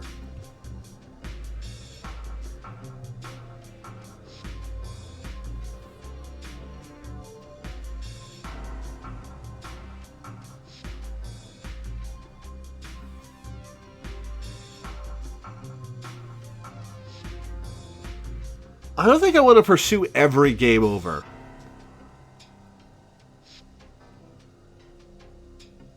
Unless Shy wants me to play through every game over branch before I'm done playing this game for them. I don't think I'm going to pursue every game over, so I guess I'll listen to Kazumi, and we'll just try to find her AD.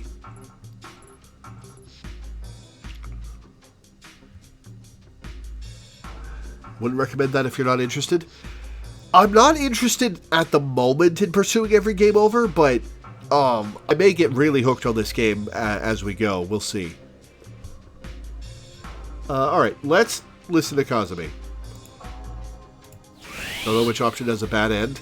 Well, that's why we saved. Kazumi's angry shouts echoed through the hallway as if to ward off June's pleas. This is an order. You're wasting valuable time complaining about this.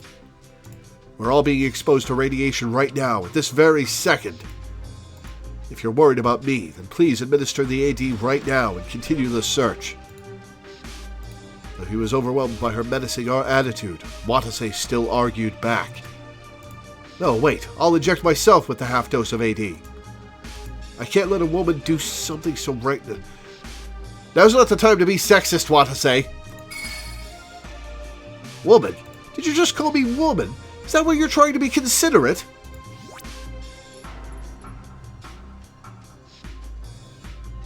Okay, so that was just... The yellow pop-up was just a warning that a red choice was about to happen. Okay. Yeah, Kazumi and Watase definitely had a thing going before he lost his memory.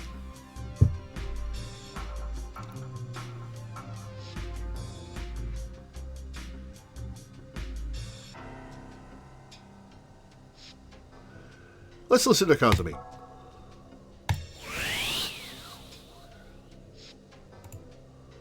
Please do not get so conceited. I believe you agreed to obey my orders when we set out, did you not?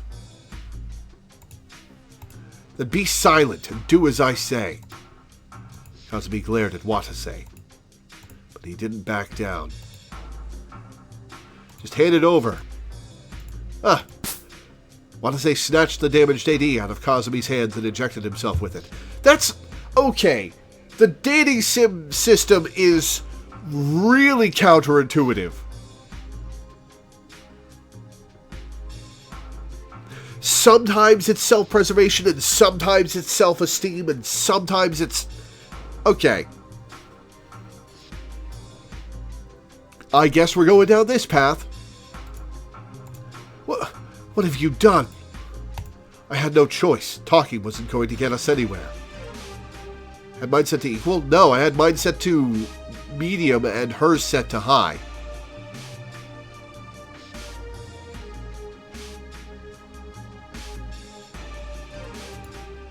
Watase gave Kazumi the undamaged AD and spoke. Come on, hurry up and inject yourself with this. You were the one who said time was valuable.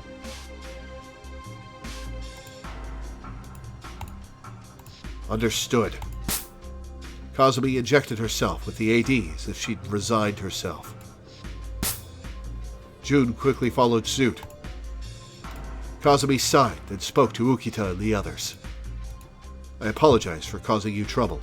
Now we've all finished injecting ourselves, correct? Right. You're right.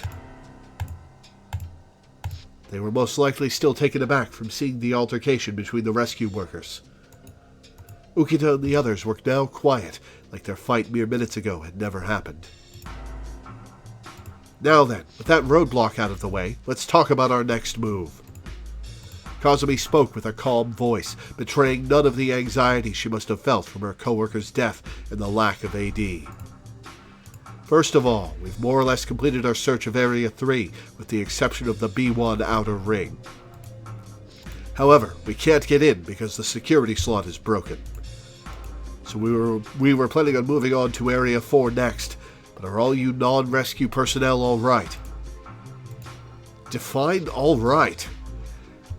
Relative, Ukita, relative to the situation you're in, are you doing okay? What I mean is, if you feel mentally fit to keep on searching, right after you've seen those corpses. Ukita and Yuri gasped at those words, but in contrast, Anna replied in a subdued tone. Of course I'll keep on going. I see. Then come with us. But the killer really could still be lurking around. You're You're still on about that, Mr. Ukita? I get that you think it's too dangerous to move around, but if you want to stay here, then you're on your own. And also dead. You'll run out of AD.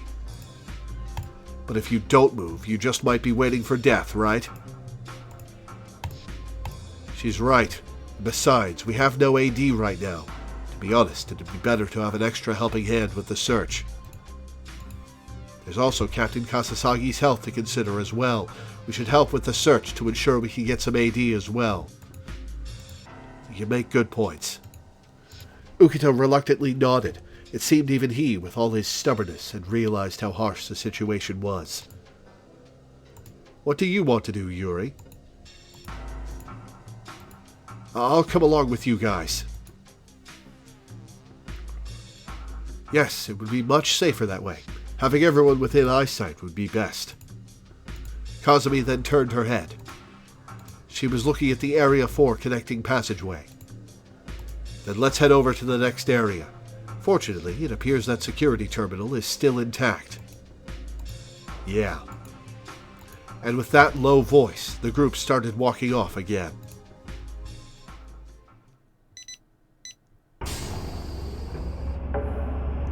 The group opened the security gate and walked through the connecting passageway. Electric Dragon 80,000 volts. Okay. They were still totally out of AD. And they were still in a situation that left no margin for error. It's not just for me. It's an issue that we need to think about in the next hour.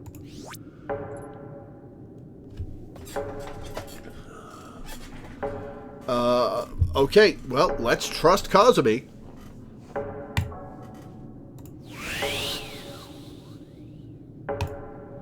The last time they'd taken AD was at 10:16 a.m.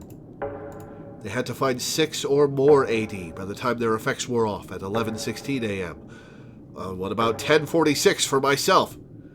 Even though they'd just learned that their coworker had died, there was no time to grieve. That was probably why Kazumi was putting on such a brave face. Watase quietly walked over to her and whispered, "Tachibana, are you sure you're okay?" "Captain, your concern is unneeded. It's more important that you worry about yourself." "All right, let's hurry on ahead." "Yes." Watase and Kazumi said this, then broke off in a run down the connecting passageway. But the moment they rounded the corner, everyone came to a dead stop. Oh, balls. What the... That part of the passageway was partially flooded. A fire hose had been left lying around not too far ahead. Water poured out of it, creating a puddle in the passageway. How the fuck are we going to get past this? Oh, come on, it's just a puddle. Let's get a move on already. No, look more closely, Teach. Watase pointed to the wall. Part of it had collapsed, most likely due to an explosion. Something that appeared to be a disconnected cable jutted out of there, touching the puddle and shooting sparks. Is that a high-voltage line? That is a really annoying sound effect to repeat over and over. What in the world caused this, and why? Perhaps someone was trying to hose down something, and then this happened by coincidence. Coincidence? Could something like this really have happened naturally? He thought this for a second, but then chose not to say anything. Well, whatever caused it, we still need to think of a way to get past it. Watase stared at the puddle intently. It was about 5 or so meters wide. Okay, so we're not long jumping across this thing. If one were to get past that and pull the cable out of the puddle, then everyone else could walk through it normally. But the problem was that it was right in front of the curve, meaning there wasn't any room to get a running start. Watase took some lint out of his pocket and threw it into the puddle as a test. That alone caused fierce sparks to flash. Damn it, one step of this thing and we'll be toast. Tip, step, voltage, shock. It's pretty obvious what's going to happen if we step in the water. Are there any other ways into Area 4? Oh, listen to that guitar go! Damn!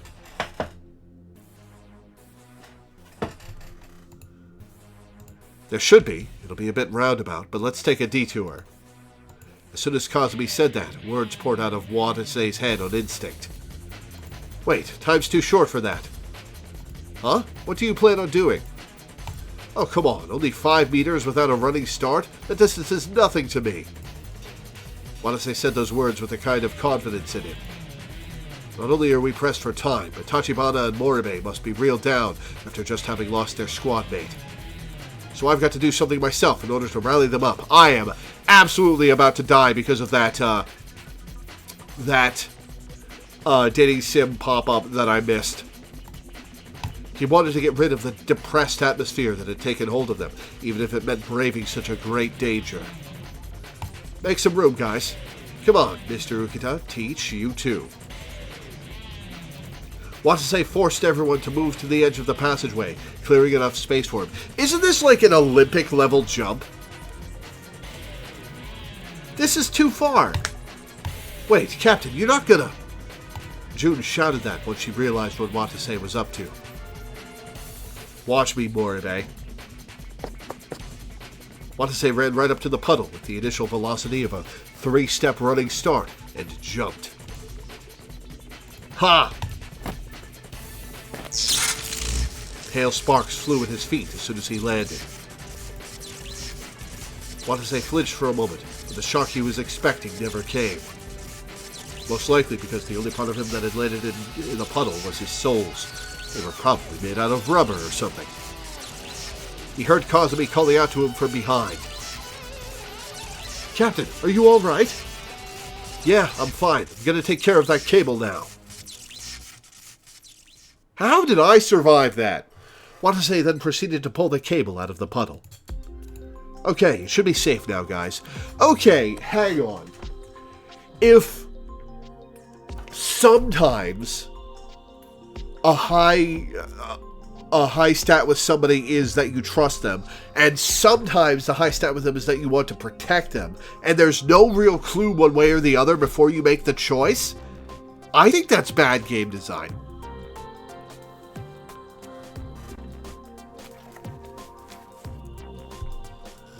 Okay, it should be safe now, guys.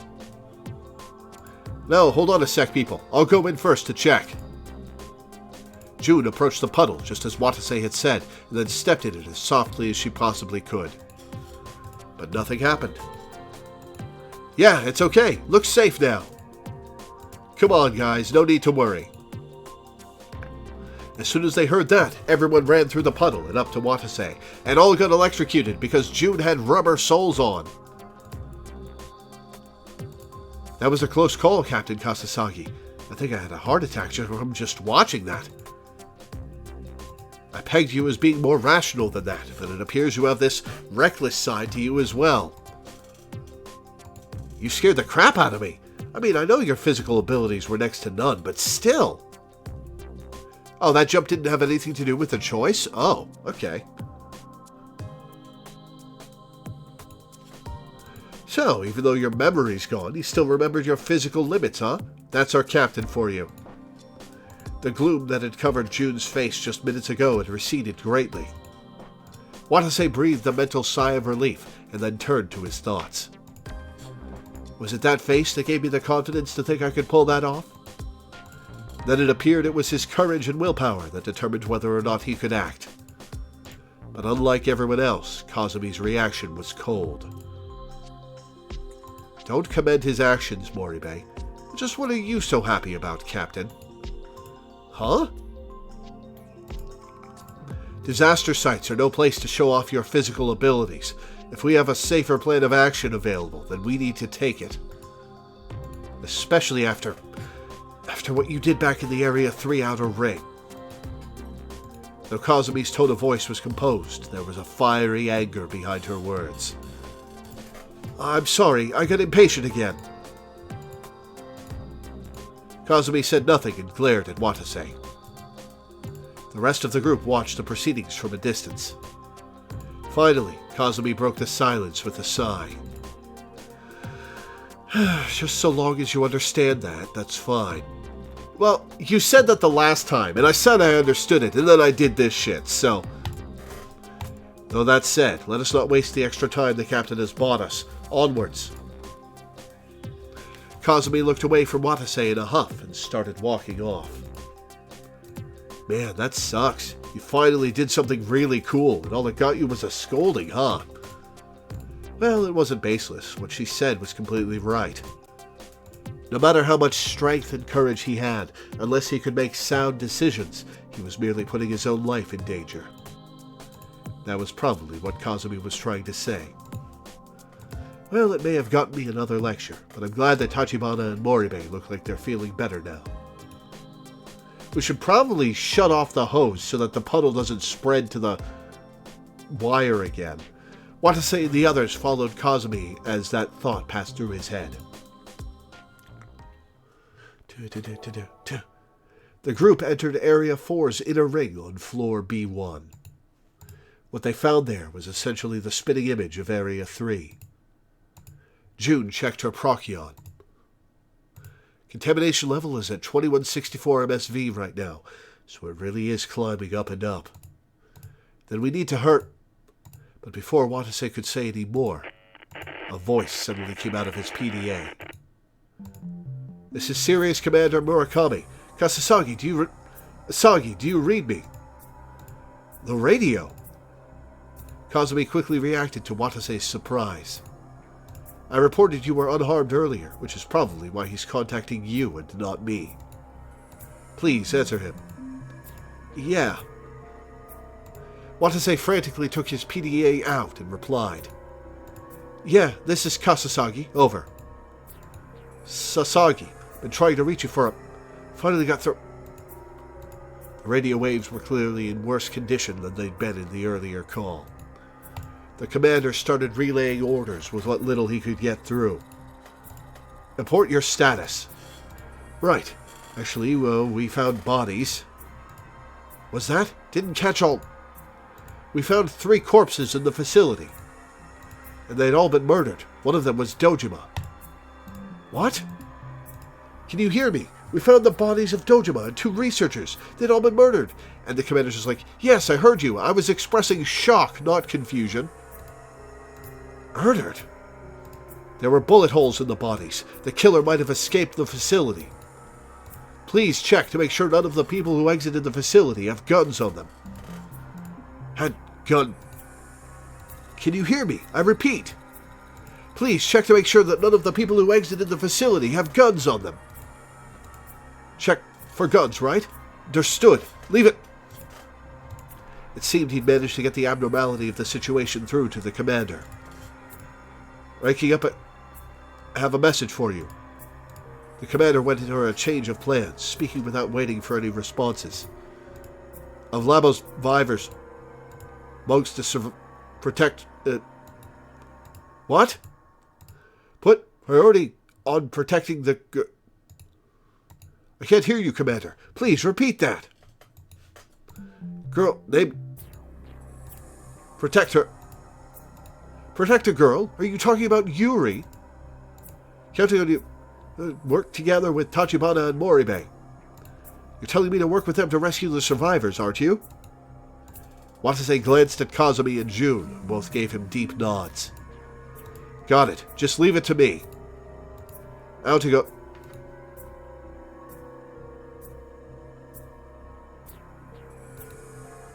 The transmission cut there. Watase put his PDA away and turned to the rest of the group. Did you guys catch all that? You don't even have to ask. Let's hurry up with the search of Area 4. Hey, Mr. Ukita, what kind of area is this? Oh, we call it the brain. Tip, brain cell. The reason why is because this is where we handle most of the data processing, because we have a supercomputer in here called brain cell. A supercomputer? Where is it? It's right here in this head, says Ukita. The mainframe itself is in the outer ring, but it's controlled from right here in the inner ring. It's this way. Follow me. Do we really... Shouldn't we be looking for AD? Is it really the time to take a tour of the sites before searching the rooms? The group trailed behind Ukita as he led the way. He guided them to a nearby door that read System Control Room. Ooh, fancy. Okay, this is unironically a really sick-looking room. I would love to go to a room that, like, look at this little holographic display in the middle and all these cool-ass monitors and chairs, and it's got multiple levels, and, oh, this room is sick. I don't know why this is the sickest room I've seen in ages, but this is really cool. Maybe it's because it's a supercomputer room, and I'm a big old nerd. As soon as he opened the door, the sight of giant screens built into the walls flooded their eyes. Vast amounts of what appeared to be data flickered on and off at dizzying speeds. Whoa, feels like a military command center. What kind of machine is this? Oh, well, Brain Cell takes care of the batch processing of all the information handled by Labo. When you say all the information, exactly what are we talking about here? I mean everything, from test data analysis, calculations, and even infrastructure systems like the electricity, the lighting system, the AC, the plumbing, and so on. It still operates even during a case N. Look at these numbers here. Waves at a matrix screen. Ukida pointed to some numbers on the edge of the screen. The time 1816 and the number 14581 MSV were sitting there side by side. Oh, well, whoever's in the area with that much MSV is super dead. 1816 refers to the time the lockdown is scheduled to lift at. Just another 8 hours or so, huh? Looks like the estimate the commander gave us was more or less on the mark then. Indeed, he said that the engineers were currently repairing the system from the surface. But that data is calculating the time it'll take for the repairs to be done and for the lockdown to be lifted. It's a loading bar, you see. Is it possible that the lockdown will be lifted before the estimated time? It probably won't be easy. The majority of the processing necessary for the system's restoration is carried out by Brain Cell here. Well, you want to get to work on it, Ukita? Maybe you can help. This estimate itself was made by Brain Cell. Even if the time is off slightly due to some artificial error, I doubt that they can get it done faster than this. I see. Now what about this 14581 MSV thing? What's that about? Huh? Oh, that's... Ukita hesitated for a moment before he spoke. That's the radiation level in Area N. What? Area N's contamination is already that bad? Well, it's where the reactor is, Watase. Watase shuddered. The thought that nearly 15,000 MSV of radiation was floating around Area N left him unable to even breathe. It was a land of death, where even a single step would most likely cost one their life. It appears that Area N's dosimeter is still active, but maybe we would have been better off not knowing. Well, it means we have an educated decision to make later when we obviously will have to go in there. No, it's better to be safe than sorry. We would have needed to know just how dangerous Area N was eventually. Hey, tip, elephant's foot. Yeah, guess that's Labo's elephant's foot, huh? I want to read what it says about the elephant's foot. H. G is tips. Okay. Terminology. Open the tips. I get an achievement for opening the tip screen. Come on. Air jack, engine cutter, grade, air tank dispatch, reactor scrim, firefighter Sirius, command post, elephant's foot.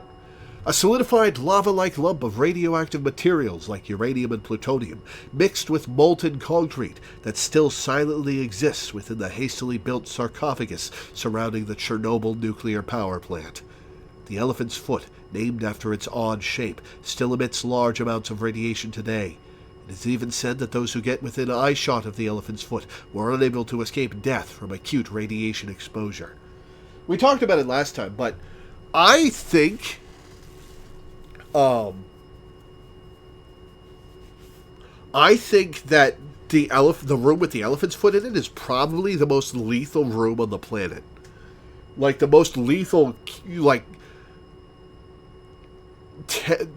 15 by 15 by 15 cube on the planet is the room with the elephant's foot in it.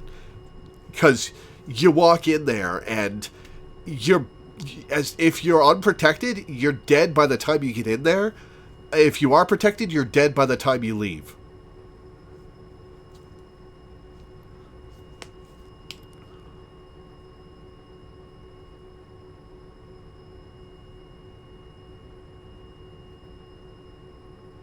Though, it does remind me of an amusing story somebody told about their interaction with a nuclear engineer friend who worked at a nuclear reactor.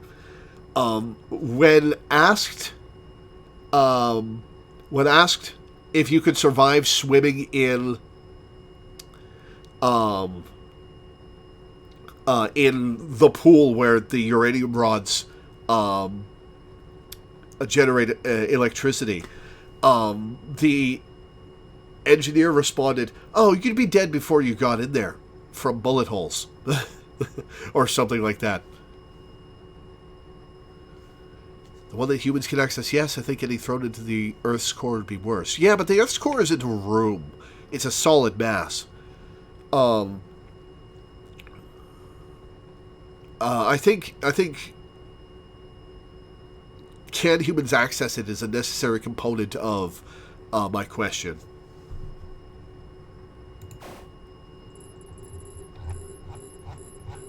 How many are there? Jeez, there are 167 tips.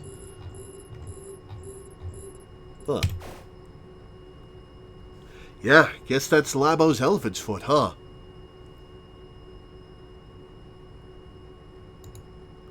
Elephant's foot? That's what they called the place with the highest radiation levels in the Chernobyl nuclear accident. Its highest level was approximately 80,000 MSV. They say that anyone who was close to it died in just a few seconds.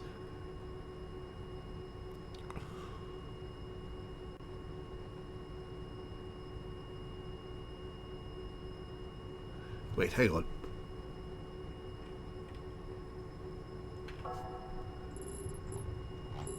Oh, they are labeled with non-fiction, fiction, or includes fiction. Interesting. Firefighter includes fiction.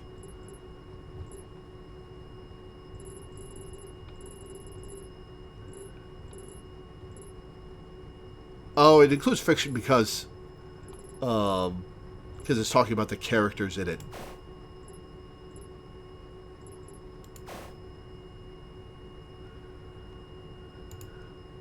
Of course, the numbers this time around are much better compared to that, but still. So now we're positive that we'll be screwed if we ever go to Area N. Not Yuri! The difference between 15,000 MSV and 80,000 MSV didn't mean a whole lot when it came to radiation. They were both still extremely lethal doses. Both Chernobyl and Labo were crazy worlds where abnormal levels of radiation flew around freely.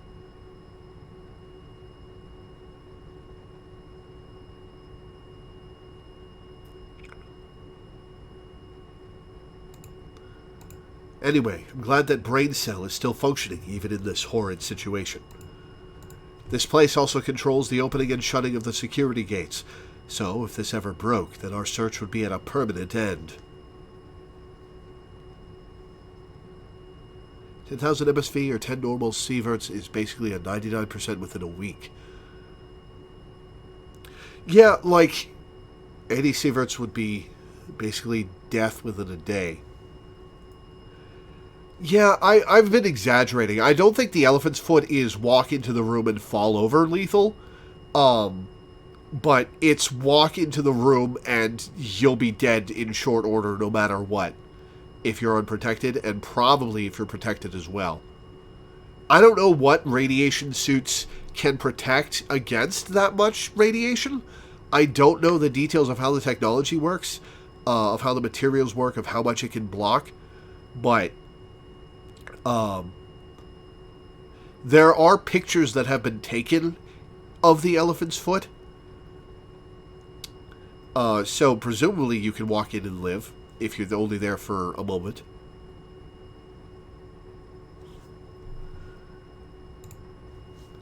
Wait, the gates are controlled by this. So that means... Oh, hey, can we open up areas 5 and 6? Even when the elephant's foot becomes safe, I'd hate to be the first human to test it. I think I read sometime that the elephant's foot isn't going to be safe again for like 1 million years. So who knows if we'll even be recognizably humans by then. Maybe Earth will just be the center of our galactic empire or whatever. And Chernobyl will be just an afterthought.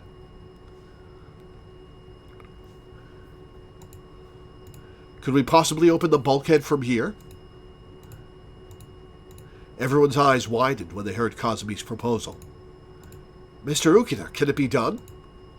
I don't know, but it's still worth a try. Ukita walked up to the control booth and spoke.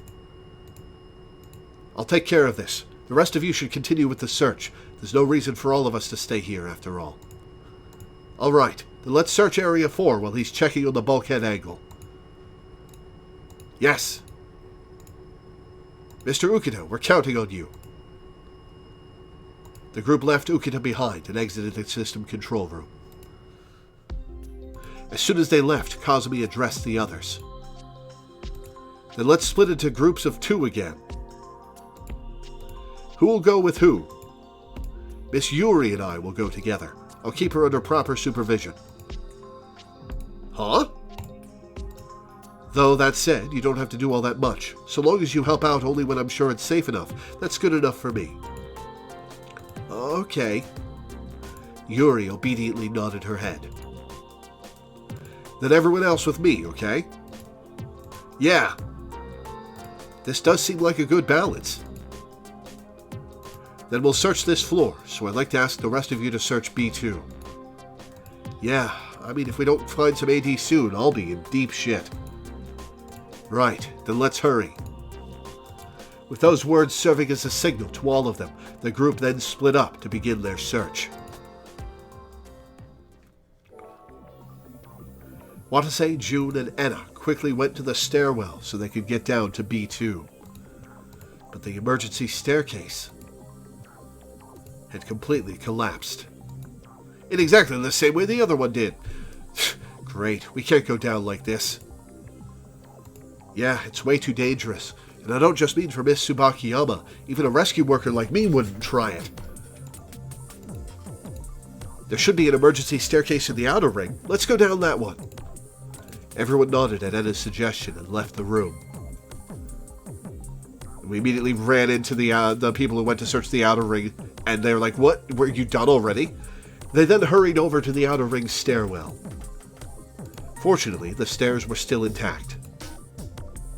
Good, looks like we can get down this one. But, to be accurate, the stairs weren't totally in one piece. The ones that led to the surface had been destroyed, leaving only the B1 to B2 staircase intact.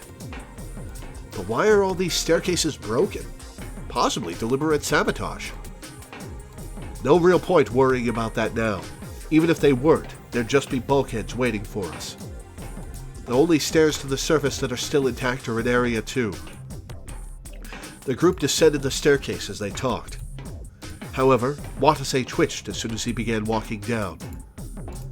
Is it just me, or is it kinda hot? Uh-oh. Now that you mention it. It's burning down here. June reached the final step as soon as she said that. Well, let's scan the door. Well, if it's a fireproof door, it probably wouldn't light up. On the other side of the door was floor B2. They could feel the heat and hear some sort of bursting sound coming from it. Watase checked the door with his PDA's IRT scanner to be safe, only to find that the fireproof door was bright red. Wait, I'll open it. No, don't open it! Watase said that and nervously opened the door.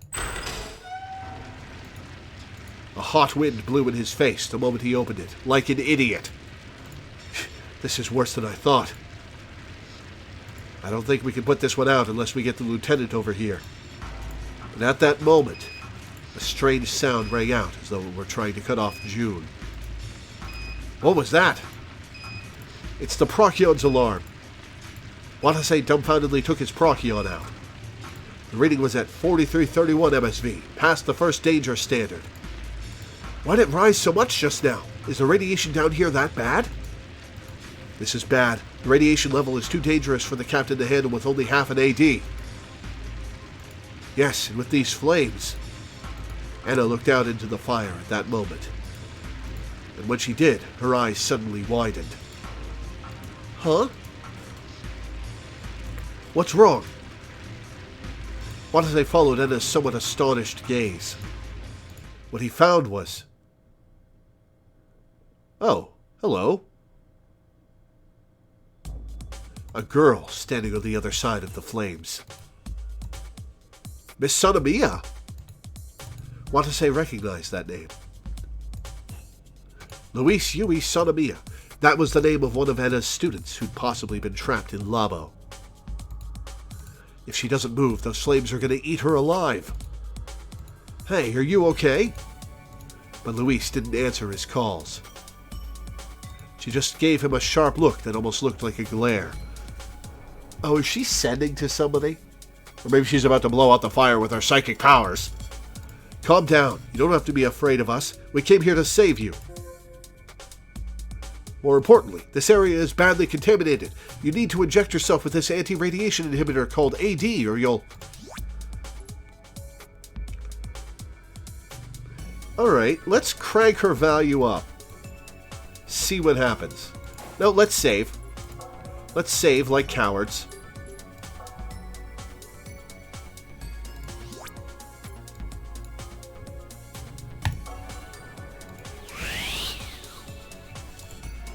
But as he said that, the girl turned around and ran off. Huh? Wait, huh? Why'd she run away? I don't know, but we have to go after her. Oh, I just had pop-ups for values. Hidden points? Huh. Roger that. I'm coming to... It's too dangerous. Stay here and leave this to us. Once June said that, she and Watase went dashing off at the same time.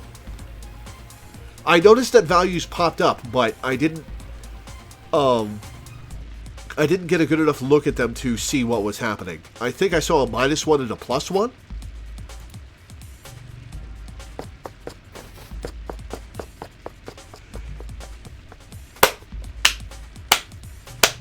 This game has a hell of an animation budget. The girl was nimbly weaving her way through the gaps between the flames as she ran. Luis, why are you running away? It's me, June! Despite June's shouts, the girl didn't stop running. The entrance to the inner ring connecting passageway came into view. Animation. The girl took a card out, then slid it into the slot. She then ran through the now-opened gate and disappeared behind it. Why were you in here in the fire?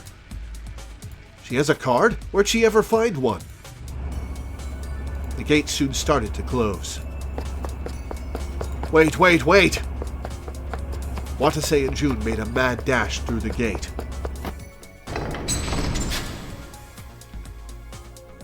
There were no signs of a fire in the connecting passageway. But they couldn't see the girl anymore. She'd probably run off to the inner ring. Let's hurry and find her before the fire spread.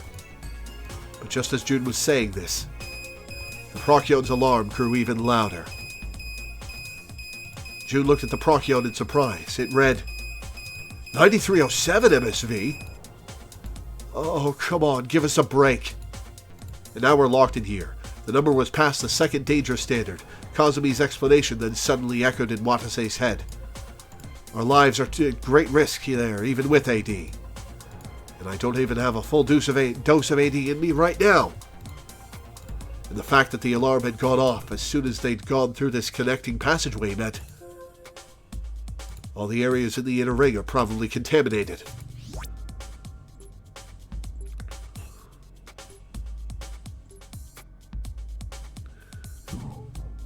Excuse me. Excuse me. Huh.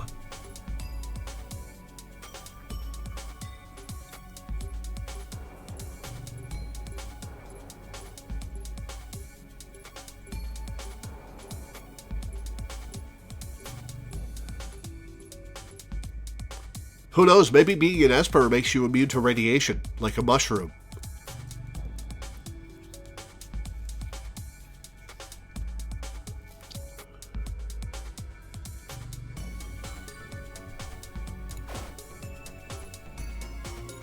Alright, I just saved. Let's go with the values I have right now. All the areas in the inner ring are probably contaminated. But he didn't have time to hesitate.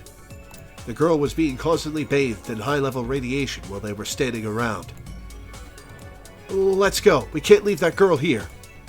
She spoke in a clear voice, as though she were trying to cheer herself up. This is absolutely the path where we're going to die. Watase hesitated for a moment, but then... I got a point with June. Yeah. They exited the connecting passageway and entered the inner ring. You take the left. June then proceeded to run off towards the right. Yeah. Watase took off in the other direction, looking for the girl. The alarm was getting louder and louder. Watase suddenly felt a headache from the repeated echo of that sound. No, it's not because of the alarm. Are these the effects of the radiation? Just then, he felt a scorching sensation around his arms. Did I get burned? He quickly rolled up his sleeves to check, but he found no burns anywhere. Now that I think about it, Tachibana did say that the effects of radiation were prone to manifesting in the skin. But he did his best to ignore it and continue searching for the girl. Just then, there she is. Oh, she's in rough shape. He saw the girl approaching the Area 5 connecting passageway. If she went through that gate, he wouldn't be able to keep chasing her. Wait! Please, wait! Watase desperately called out to her, but the girl just kept on running. However, there was something off about the way she did so. Watase looked closer and noticed there was a bandage wrapped around her upper arm. She got hurt? Then that only proved that he had to bring her under his protection as soon as possible. Watase ignored his headache and tried to chase after her when... Well, you've noticed the relationship values. I'll just say they're important. Try to get as many pluses as you can. Noted. Probably affects endings. Stop. Don't follow her. A voice echoed in his head. Don't chase her. Stop right there. It was the same voice he'd heard in his head when he tried to save Yuri. But now it was trying to stop him from rescuing that girl. Shut the hell up! Watase shook off that voice and chased after the girl. And a second later, the pain in his head suddenly magnified. Ugh. Watase instinctively leaned against the wall. What's happening? Oh! A light shone in front of his eyes at the same time his vision was rapidly devoured into darkness. And with that, his consciousness faded.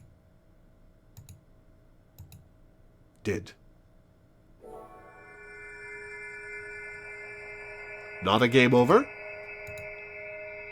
His consciousness was in eternal darkness. Sanity's requiem. Without the ability to rely on his 5 senses, he had no clue where he was. His hazy mind just barely managed to construct that thought. He then... Oh, wait. Hang on. I've gotten a couple dead-end game overs, but what if there are routes where you're supposed to jump? What if there are,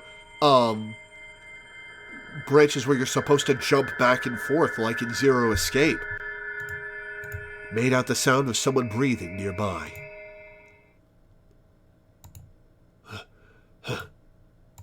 Sheesh, Captain Kasasagi, you sure do weigh a ton.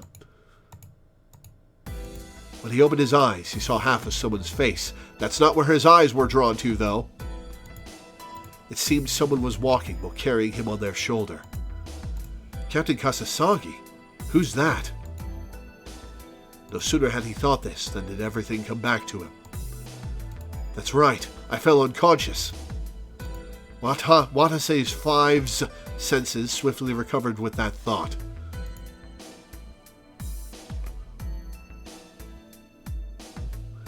Teach? Oh, you're awake. Captain Kasasagi, are you okay?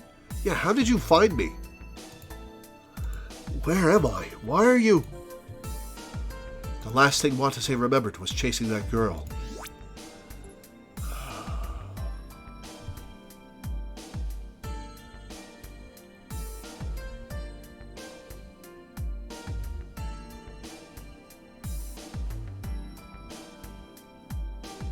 I'll max my dating sim value with her for now.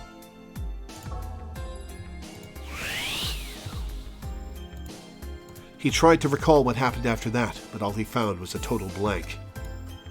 Miss Moribe found you lying in the inner ring and brought you all the way back to the emergency staircase. She's currently putting out the fire on floor B2 with Miss Tachibana. So they asked me to take you back to the control room. So that's what happened. Yep, I got a +1 point with Enna. Sorry for giving you so much trouble. You've got that right. It was hell to carry you and your heavy carcass all the way up those stairs, you know. Watase gave Enna a wry smile, then suddenly remembered something. By the way, what happened with that girl? Well, according to Miss Moribe, it seems Miss Sanamiya got away. She said she searched the entire contaminated zone in the inner ring, but didn't even find a trace of her. Did she run away to another area? Watase had no clue where she'd disappeared to. He felt like he'd seen her running off somewhere just before he collapsed.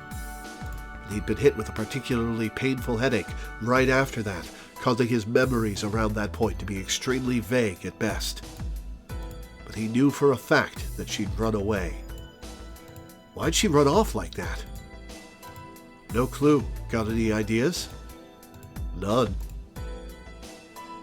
But thinking back on it, Yuri had clearly been scared back when he'd first met her. Perhaps Watase's face looked especially frightening to them in an environment like this. No, or maybe the girl had also found those bodies. Anyone would be shaken after seeing something like that. In the end, Watase was no closer to figuring out the truth.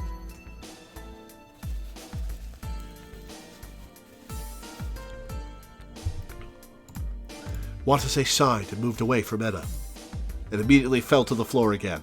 Can you walk? Yeah. Anyway, she ran off into a contaminated zone, so it's possible she's being exposed to radiation. Actually, there might be some hope on that front. Enna said that and took something out. It was an empty AD ampule. What's that? It's an empty AD ampule, idiot. It was lying near the staircase. If Miss Sanamiya was the one who used it, then that gives her at least some protection. Then I guess she'll be okay if she stays out of any more contaminated zones, huh? But he couldn't be optimistic. It was very unlikely that she had a Procyon. Enna continued talking.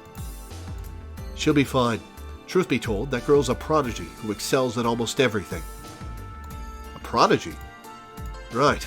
I just know she's the kind of girl who can figure out a way to survive by herself. I see. That definitely is hopeful. Even if it was only a faint hope, Watase felt he should believe in it.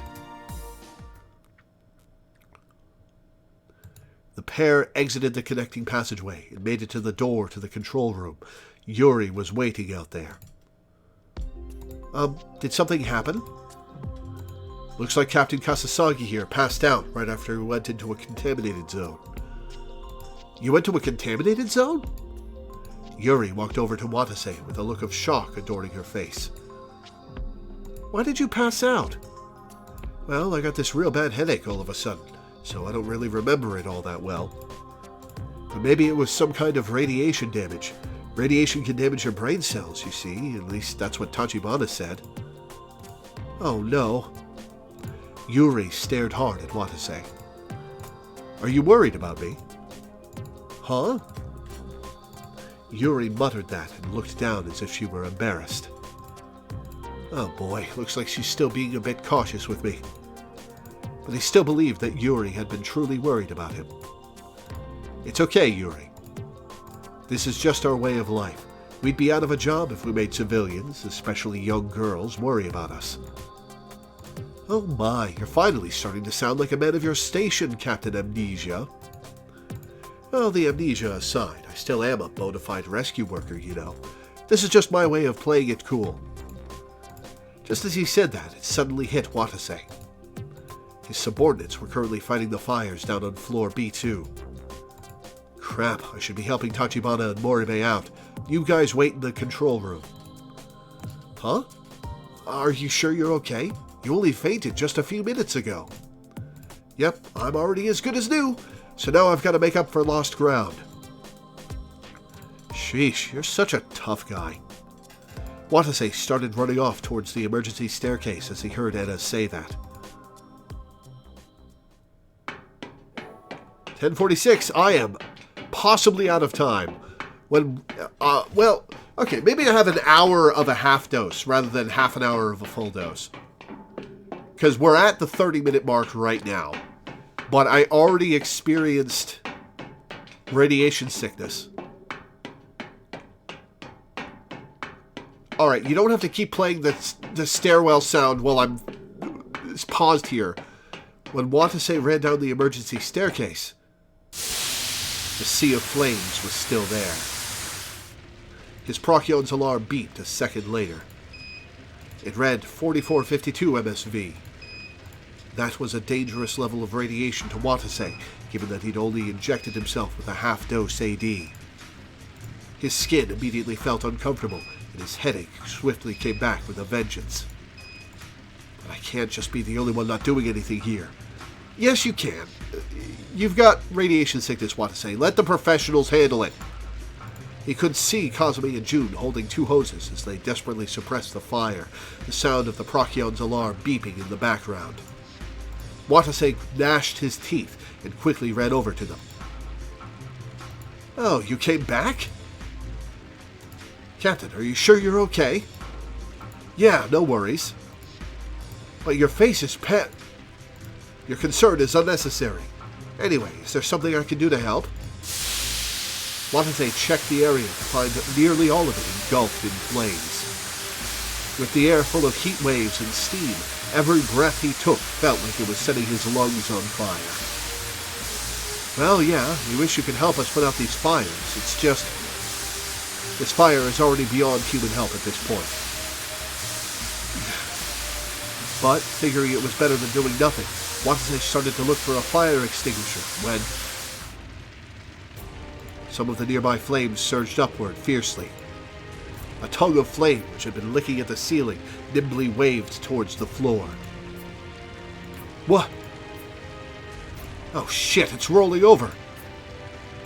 We'll never last against that. All hands retreat. Even Watase could tell that whatever was happening was no laughing matter. But at that moment... not now.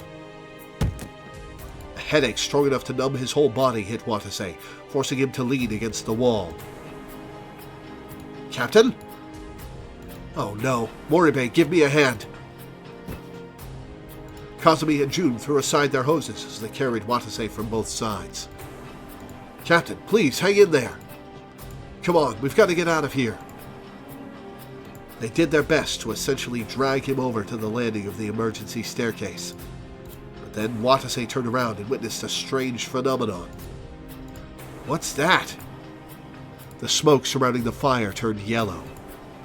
June and Kazumi gasped when they saw it. Then saw it. Ah! No, if this keeps up... It's coming. Though he didn't know what it was, Watase was sure of that. At that moment, all sound vanished from the world. It was like even time itself had stopped.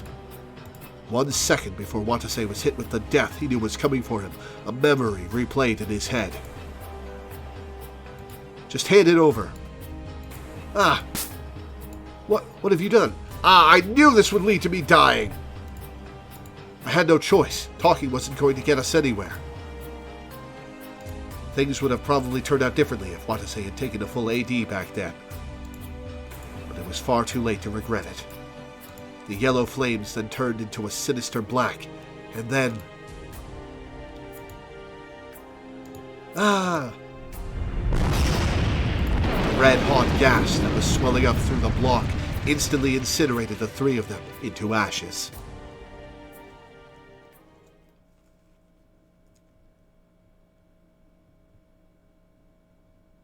Game over. Alright, which number game over? A bad ending number 3, the overeager martyr. The result of Watase worrying too much about Kazumi and taking the half-empty AD. You may be able to avert this fate by setting Watase's senses higher than Kazumi's at an SSS input around 10:16 a.m.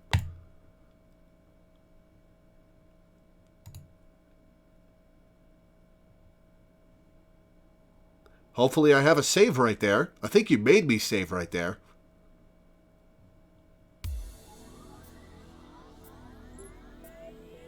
Okay. Well. It's going to be a pain in the ass to get back there. I'm going to take a quick break. I'll be back in a couple of minutes. Burb.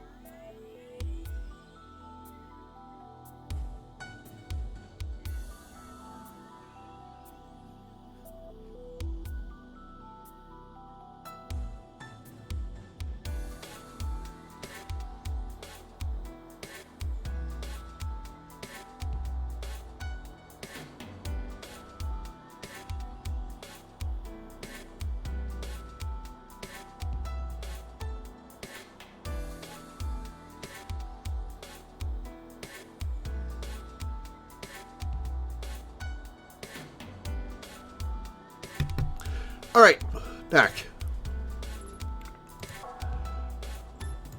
Load. This should be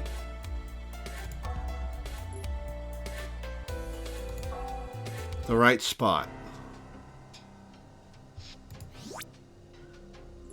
Okay, so it instructed me to raise Watase's and lower Kazumi's, right?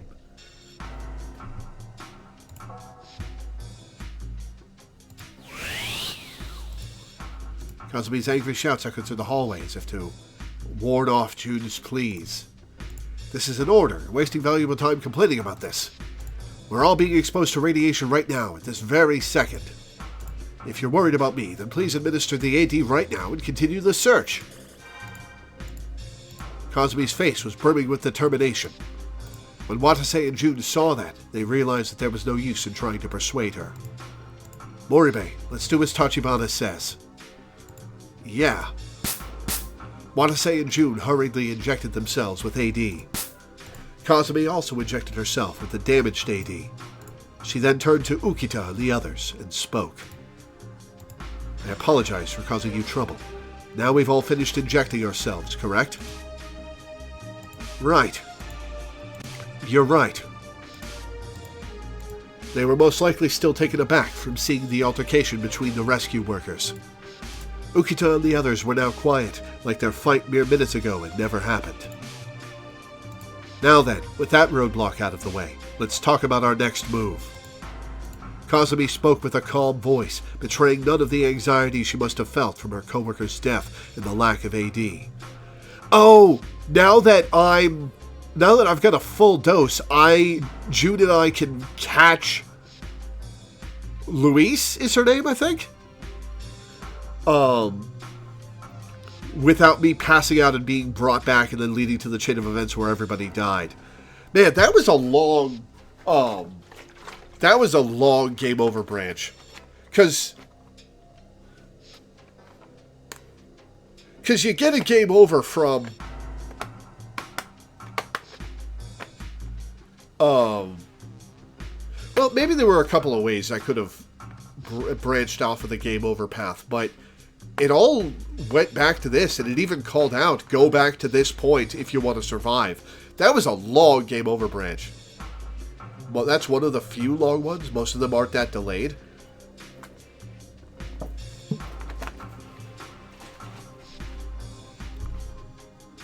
It was a pretty long one. First of all, we've more or less completed our search of Area 3, with the exception of the B1 outer ring. However, we can't get in because the security slot is broken. So, we were planning on moving to Area 4 next, but are all you non-rescue personnel alright? Define alright. Hang on. I mean, as if you feel mentally... Ah, okay. There's also Lieutenant Tachibana's health to consider as well. We should help with the search to ensure we can get some AD as well. The skip will stop when I hit a choice, right? Yes, it does. Okay. It's not just for Tachibana. It's an issue that we need to think about in the next hour.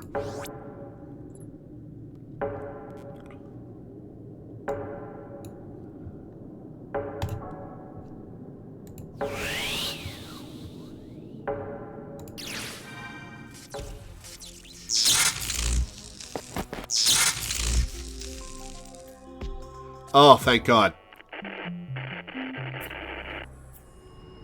Oh, that's a lot of dialogue to skip. Hell yeah. Got it. We'll find some AD and give it to you. Just you wait. I'd appreciate that. With those words serving as a signal to all of them, the group then split up to begin their search.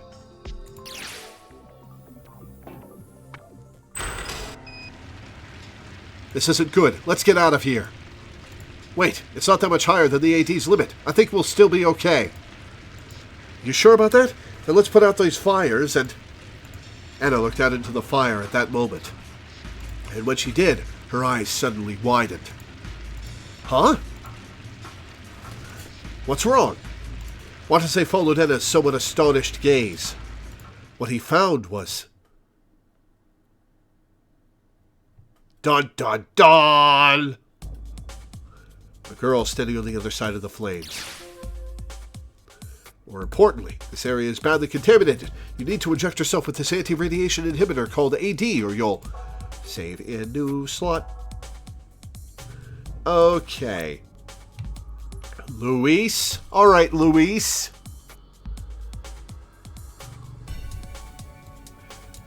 Let's max her out. But as he said that, after Hatoful Boyfriend, it's nice to have a skip function that properly works. All the areas in the inner ring are probably contaminated. Alright, let's go with that. But he didn't have time to hesitate. Watase, afraid of radiation exposure, hesitated. Hey, look, I'm scared too, but we have to go. But, oh, that was not what I meant to do. You coward. Fine, then I'll go by myself. That is not what I meant to do.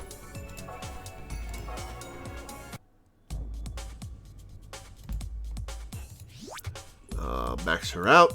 Accept. Yes. Yeah.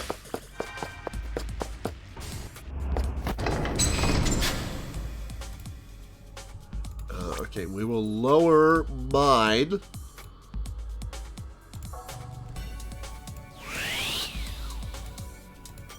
He didn't have time to hesitate. The girl was being constantly bathed in high-level radiation while they were standing around. Let's go. We can't leave that girl here. She spoke in a clear voice, as though she were trying to cheer herself up. Watase hesitated for a moment, but then... Yeah! They exited the connecting passageway and entered the inner ring. You take the left. June then proceeded to run off towards the right. Yeah! Watase took off in the other direction, looking for the girl. The alarm was getting louder and louder. Watase suddenly felt a headache from the repeated echo of that sound. No, it's not because of the alarm. Are these the effects of the radiation? It didn't stop with his headache. He also felt like his skin was going numb. Despite all that, Watase continued to run around in search of the girl, listening to the most annoying repeated sound effect in the world. Just then, there she is!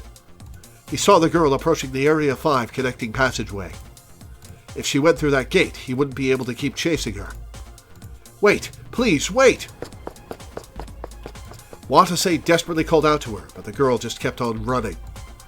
However, there was something off about the way she did so. Watase looked closer and noticed that there was a bandage wrapped around her upper arm. She got hurt? Then that only proved that he had to bring her under his protection as soon as possible. Watase ignored his headache and tried to chase after her when... Stop! Don't follow her! A voice echoed in his head. Don't chase her! Stop right there!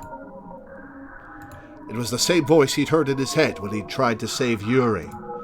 But now it was trying to stop him from rescuing that girl. Shut the hell up! Watase shook off that voice and chased after the girl. But a second later, the pain in his head suddenly magnified. Ugh! Watase instinctively leaned against the wall. What's happening?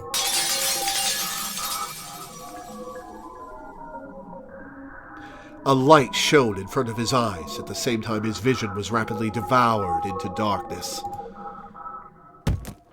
And with that, his consciousness faded.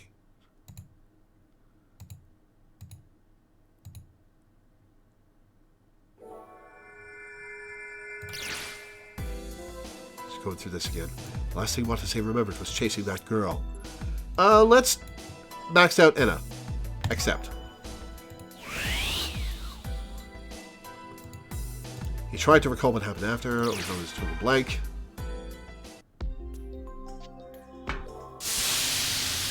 He found the sea of flames still there.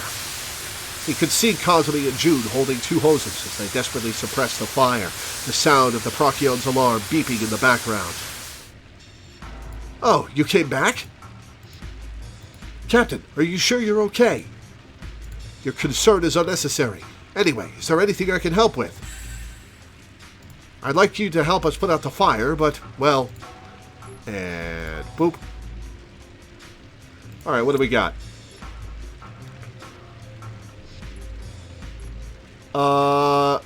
Let's go with these dating sim values. Wait, no, we gotta trust each other. So let's max out the dating sim values. Watase checked the area around him as he listened to June. Everywhere except for where Kazumi and June were standing was engulfed in flames. With the air full of heat waves and steam, every breath he took felt like it was setting his lungs on fire. It's too dangerous for you in your current condition. Please, fall back. No, firefighting is all about teamwork. There must be something that I can do too. Watase stood frozen in place. I'll watch the fire from the rear. That way I can let you know if I see something strange. Yes, thank you, Captain. Much obliged. The two of them shouted that and continued hosing down the fire. But this fire looks far beyond the control of human hands at this point. Just as Watase thought that. Some of the nearby flames surged upward fiercely. What? A tongue of flame which had been licking at the ceiling nimbly waved towards the floor. It was almost like the writhing of a giant snake. Hey, guys, what's that? Oh shit, it's rolling over. We'll never last against that. All hands, retreat! Even Watase could tell that whatever was happening was no laughing matter. This way, guys! Watase opened the emergency staircase door. Kazumi and June flew aside their hoses at the same time and ran for the stairs. Watase followed them on nigh instinct. Hurry! The whole group crowded their way up the stairs as fast as they could. Watase closed the fireproof door to the stairwell as soon as they made it back to B1. And not even a second later, the door shook with a roar. Ah! Watase was knocked down by the shockwave occurring on the other side. He landed on his side and felt a keen pain run through the area around his ribs. He quickly shut the door again as he groaned. It looked like an explosion had happened downstairs, and the blast had made it all the way up the stairs. If we'd been even a second slower, that thought sent shivers down Watase's spine. What was that explosion? A flashover. A phenomenon where an explosion occurs when fire that's covering an entire area suddenly goes through thermal expansion. You saw how those flames were rolling like they were alive, right? That was a forewarning to it, so to speak. So that's why you told us to run. If they'd stayed there, they would all be burning to death right about now. As we found out in a different timeline. Watase gulped as it fully hit him just how ferocious that fire had been. His ribs still ached from when he'd been knocked to the floor. But I'm glad we're all in one piece. He looked at Kazumi as he said that, only to find her leaning against the wall, her hand gripping her head. Tachibana, what's wrong? Well, she got a dose of radiation. Nothing, just got a bit dizzy and a little headache all of a sudden. A headache? Could it be because you went downstairs without enough AD? The fiery hallway they just escaped from had a reading of about 4300 MSV, according to the Procyon. That was over the first danger standard, an extremely dangerous zone to those without any AD. Hey, you okay, Tachibana? I'm fine, no problems at all.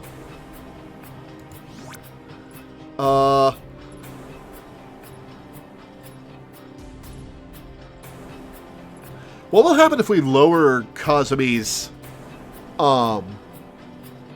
dating sim value right here? Will it mean we will emphasize getting her to chill for a while?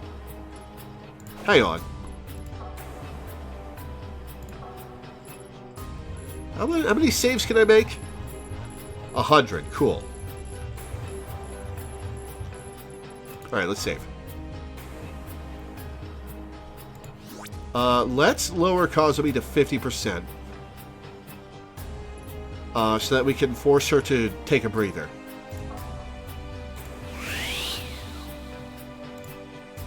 But to think the radiation would...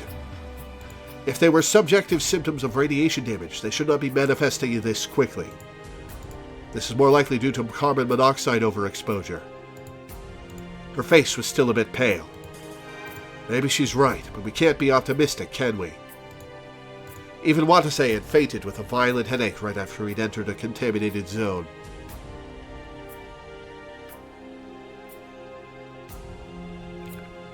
It was way too dangerous for someone without a full ampule of AD in their system like Kazumi. Definitely going to get you to use some of the out-of-the-way save files for some important points, just so they don't accidentally get saved over. Gotcha. Okay. Then warn me. Kazumi spoke up with a firm voice as Watase thought that. At any rate, let's head back to the control room. Going back to the lower floor is no longer an option. Right. Sec, it's time to take some meds.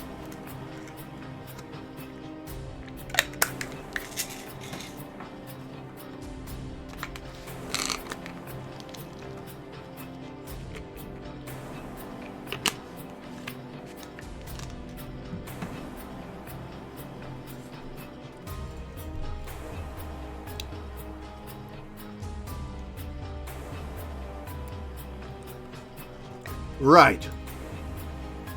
Yeah. Kazumi then started walking on ahead, followed shortly afterwards by Watase and June. So that dosage of AD really hadn't been enough for her. Though injecting oneself with a drug stored in a damaged container was already in of itself extremely dangerous. We need to find some AD on the double. Watase then whispered into June's ear. Moribe, Tachibana looks like she's having a really hard time. We have to support her.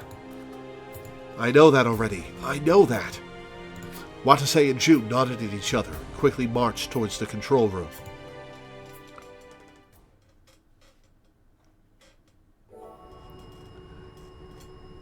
Disaster Prevention Manual. When they got to the control room, Enna, Yuri, and Ukita were already there. I would hope Ukita was already there. We left him doing something.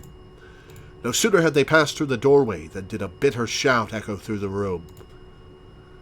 Damn it! I can't steal the root authority! Root double, huh? Mr. Ukita, what's wrong? Ukita and the others turned around in surprise. Oh, welcome back, guys. You three, huh? I heard everything from Miss Tsubakiyama. Sounds like you went through hell.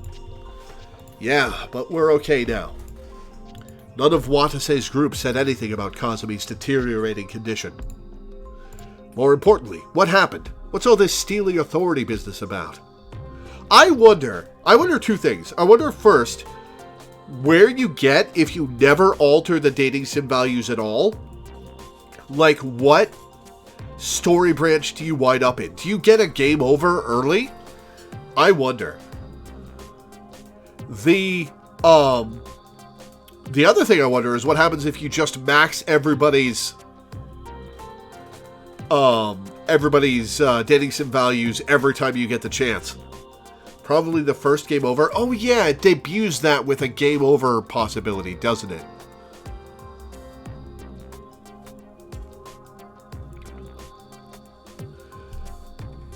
What's all this stealing authority business about? Well, I've been expending all my efforts towards gaining control of the bulkheads, but the control system is shielded by thick layers of protection. I don't believe I can do anything against that. And unfortunately, the other 3 control computers are all being guarded by that system. It appears it's been set up so that it instantly takes the root authority back from any intruder who manages to steal it by force. And to be honest, there's nothing I can do about it with my level of skill. I see. Everyone's faces fell at Ukita's explanation. Though it had only been a half-hearted hope, it still came off as a big disappointment. But, and while I wouldn't say this makes up for that, I learned several things during this process. Please, look at the monitor, everyone. Ukita then operated the control panel. Aha, a proper map. Bringing up what appeared to be a map on screen. Labo B1.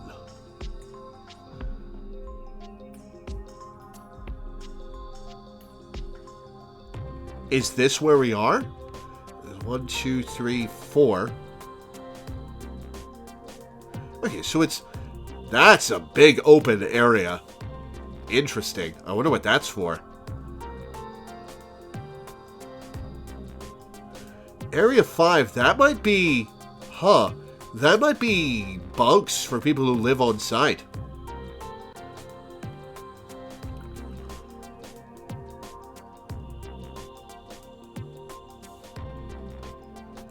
What are these red dots or fires? Does take this long to unlock the map screen. Oh, now I have a map? I can just have this now? Hell yeah. Bringing up what appears to be a map on screen. What's this? This is a detailed map of Labo. This is floor B1, where we are presently located. Excuse me. And this is floor B2.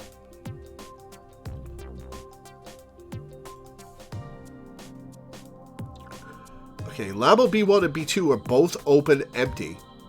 Except on B2 there's a little room here. So I'm guessing this is a big auditorium or something. Just one big open room with a control room right there. And this is floor B2. Oh, this will be a huge help. Now we won't have any more trouble navigating the facility. And it's not just a simple map. You can also check out the current situation with it, at least to a certain degree. So here's what I learned from it. First, it appears that all routes leading to the surface really have been locked down with bulkheads. There are no other exits either.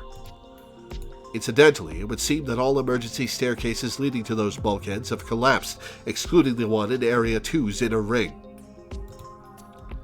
I see. It was more or less what they'd expected, but it was still disappointing to hear. Kazumi pointed to the lower half of the map. What's this redded in portion? Oh, that appears to be an area currently on fire. Just like Kazumi had said, the whole area was dyed red. And the letters next to it read, Area 4, B2. It was the fire that Watase, Kazumi, and June had narrowly escaped from. Then all these red parts are... B2 of Area 4 wasn't the only area that was red. We are definitely going to go to the Area 6 outer ring at some point. Area 5 was full of red dots, while almost all of Area 6's outer ring was filled with red. Indeed, the bulkheads in these areas have been damaged by the fire, so there may be some radiation leakage happening there. So that's why the Procyon's reading rose so much, huh? If we can seal up the damaged bulkheads, will that stop the reading from going up? It will not be an easy task. We don't know what parts are damaged after all. It's highly possible that the majority of it is broken. And there's no chance that we can suppress the radiation with makeshift repair work. Great. Just great. We can't continue with our search like this. The lower floor was... Excuse me. The lower floor was now completely off limits to them, and they still needed to find Kazumi some AD quickly. And with all the areas ahead of them on fire, there was also the survivors' safety to worry about. Then let's start thinking. We need to decide what to do next based on this new information. The group meekly nodded. The first order of business is finding AD, stat. We can't leave Tachibana in this condition forever. Good point, but where do we find some? We had planned to search the lower floor, but it's on fire. Suddenly, Yuri, who hadn't said a word so far, finally broke her silence. I found this while I was waiting. Huh? He looked at Yuri to find she was holding what looked like a small notebook. What is that, Yuri? It appears to be this facility's disaster prevention manual. According to this page, Yuri opened to a certain page and showed it to everyone. The group walked over to her and took a look at it. Disaster Prevention Manual, 2030 edition. Before a case N. In the event of an emergency in the facility, such as a fire or accident, please also be wary of a case N. Do as this manual says and first secure some AD. And, in the chance that a case N does indeed occur, please take the following countermeasures. Case N countermeasures. The first thing you should do in the event of a case N is administer yourself with AD. Though the passages leading to the surface will be sealed off with bulkheads, this is no cause for panic. Please remain calm, go in the nearest room you can find, and wait for help to arrive. For 9 hours, don't ask the impossible. No, that part's due to a system error. The lockdown would normally be lifted much earlier than that. Wait, there's more. About AD. There is AD on reserve in every area. We recommend that all personnel look into and confirm where the AD in their own area is being kept. In the emergency that the AD has been damaged and you do not have enough, there should be plenty of spare AD in areas 1, 3, and 5. Oh, probably that part of Area 3 we haven't been able to get to yet. Please obtain some as quickly as you can and administer it. There were a few more entries after that, but that appeared to be the only information that pertained to their current situation.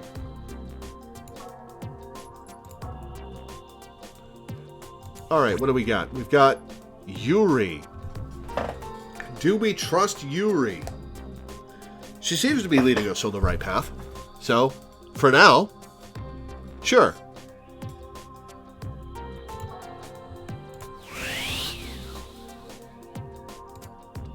Watase broke out into a smile at this new knowledge. Plenty of spare AD.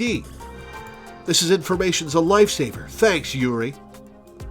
That's probably where the kids are getting their AD in Area 5. You're welcome. Yuri gave a smile tinged with a faint hint of joy. It says there's a spare AD in Areas 1, 3, and 5, but is that actually true? Well, now that I think about it, we did find a medical box with 5 AD in it in Area 1, so there's that. Ugh, that's less than I thought. Well, I guess there was enough originally, it's just... Area 1 was also on fire at first. Most of the spare AD probably burned up in it. Then what about Area 3? We found a medical box, but it was empty. Someone must have beat us to it. That's too bad, but is there anywhere we haven't searched yet? There is. Kazumi looked at the monitor. Area 3's outer ring on B1.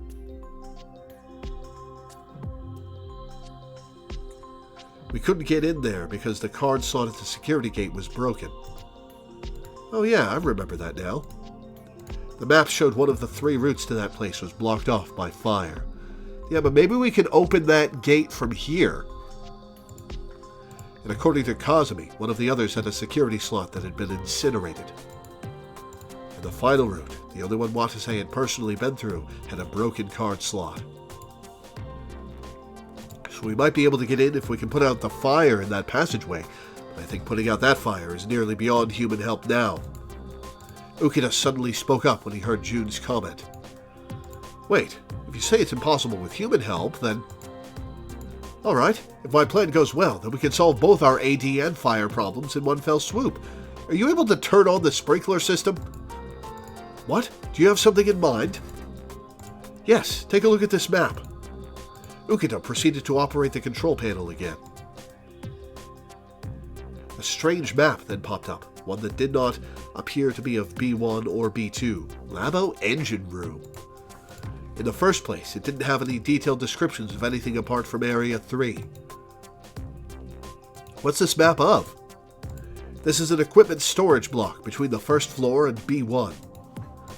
Think of it as something like an attic of sorts. Between B1 and the first floor, okay. Anyway, this part here is what I wanted to show you. The engine room. Those words caused Watase to remember the note he'd found earlier on. Could the engine room be where the sprinkler system is housed? Indeed, all the sprinklers are offline right now, yes? It appears that the sprinkler system has been shut off for some reason. But if we go there, we should be able to restore it. It'll be a great help in dealing with those fires. Are you serious? How do we get there then? Well, according to the map, through here, through that block we were just talking about. Oh, great. So we still need to get in. In other words, there's a ladder to the engine room in this room in B1 of Area 3's outer ring. So if we can just get into that block somehow, we can put out the fires and get our hands on some AD.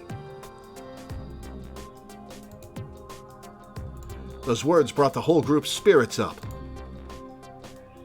Captain, this is good news. Damn straight it is. Nice job, Mr. Ukita. Oh, you're welcome. Ukita scratched his head in embarrassment. But the problem is getting there, isn't it? Yeah, maybe we should try to put out those fires in that burning hallway?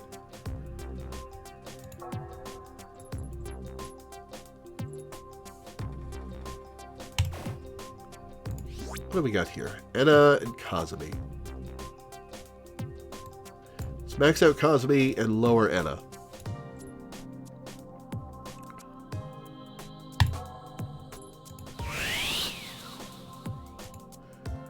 No, those flames are far too powerful. It's dangerous. I propose that we repair the broken card slot instead. What to do? Watase thought it over for a second and soon came to his answer.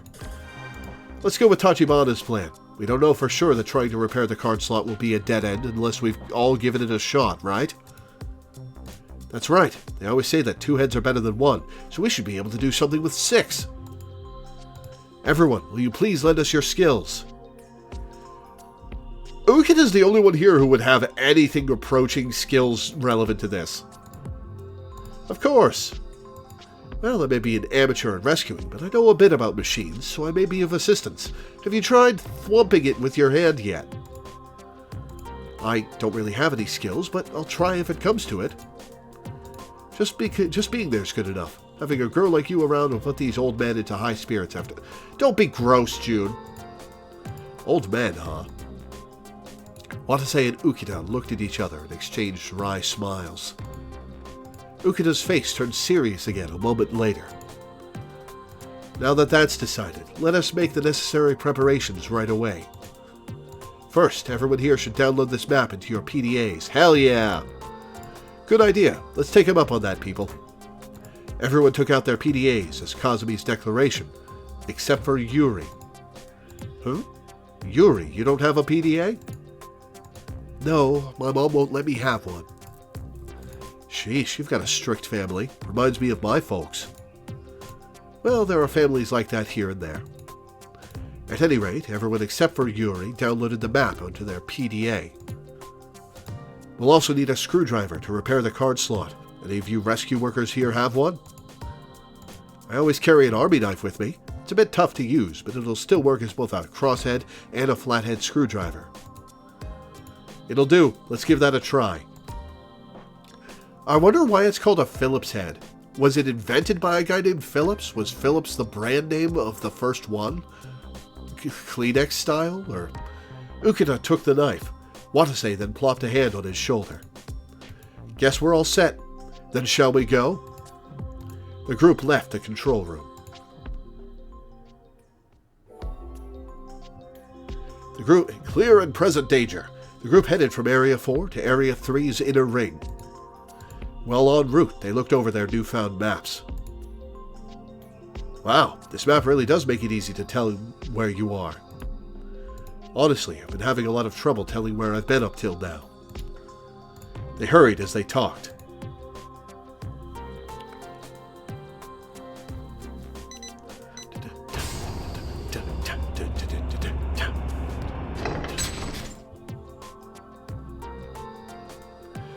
They were now in the connecting passageway from Area 3's inner ring to its outer ring, the one whose door had failed to open earlier.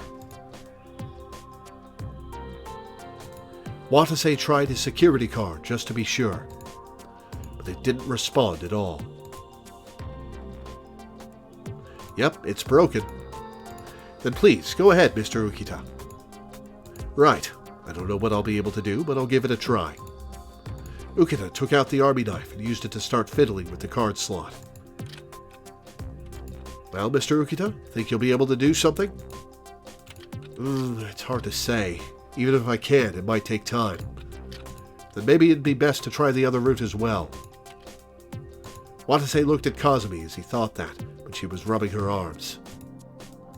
Tachibana, what's wrong? Oh, nothing. I just felt this tingling pain in my skin. What? Watase started panicking. He hadn't realized it up until this point, but it had been 45 minutes since their last injection of AD. What's Tachibana's cumulative exposure at now? If that damaged AD's effects didn't fully manifest, does that mean she can only handle under 2000 MSV? But we don't even have a single AD on us right now. At this rate, we'll all... Mr. Ukita, can I try? Don't get impatient, Moribe. Let Mr. Ukita go at his own pace. And as Kazumi said that, Yuri suddenly spoke up from behind them all. Ah, there's smoke. Huh? Watase turned around as soon as he heard that. Smoke? Where? Oh, are we dead? Over there.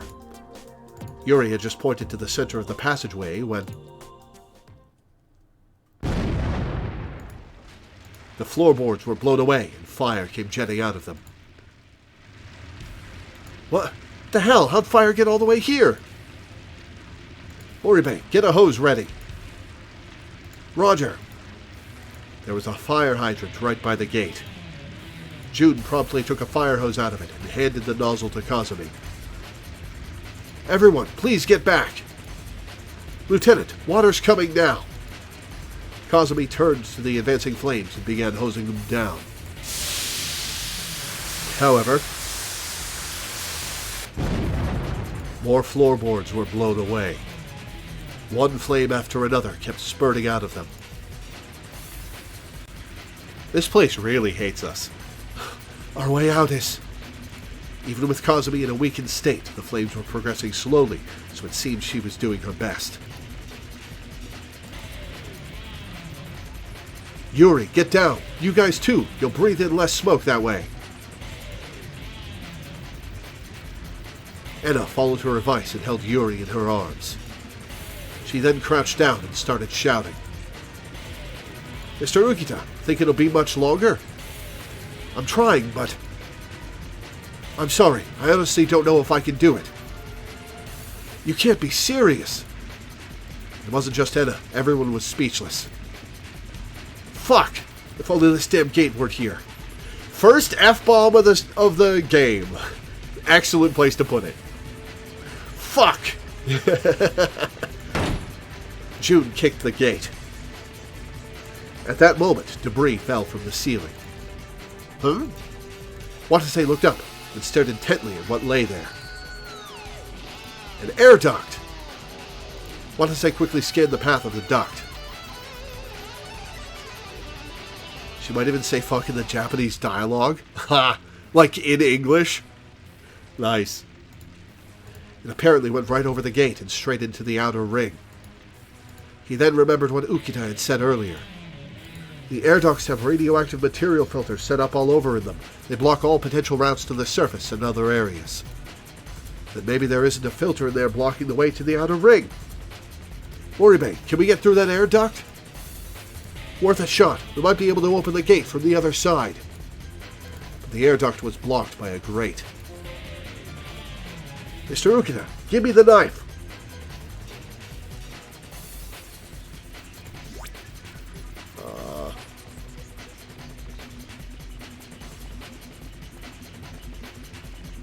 I will trust June. Or wait, is this a teamwork thing? Oh, is this a teamwork thing or a trust June thing? Let's try it as a teamwork thing.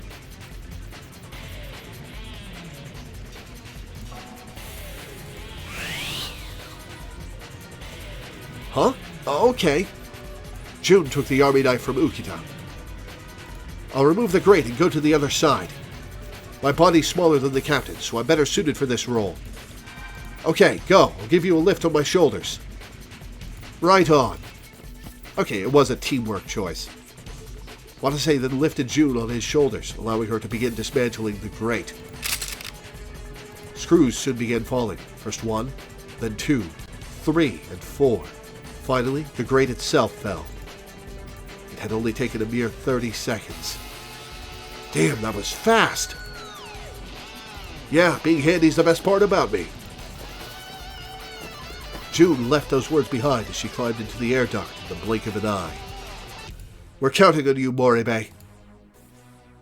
But the flames behind them had only grown fiercer during this time. Ugh. Kazumi groaned in pain as heat waves surged from the fire. Miss Moribe, please hurry. Anna still had her arms wrapped around Yuri. Really? Because it looks like she's got her arms propping up her boobs. And as Watase also prayed for the same thing from the bottom of his heart. Yay! We survived! The security gate opened. Yes! Joy filled the group's faces all at once. But something was strange. The other side of the gate was full of smoke, and June was nowhere to be seen. Uh-oh. An ominous feeling took grip of Watase, so we quickly scanned the area. Moribe! And spotted June lying on the floor. Moribe, what's wrong? Hang in there! Watase frantically ran over to June and shook her body. But she didn't respond, no matter how much he called out to her. Her eyes were rolled back. She'd clearly lost consciousness. Carbon monoxide poisoning, maybe? Too much smoke in the air? Something? Instinctively sensing danger, Watase took June in his arms and ran back to the passageway.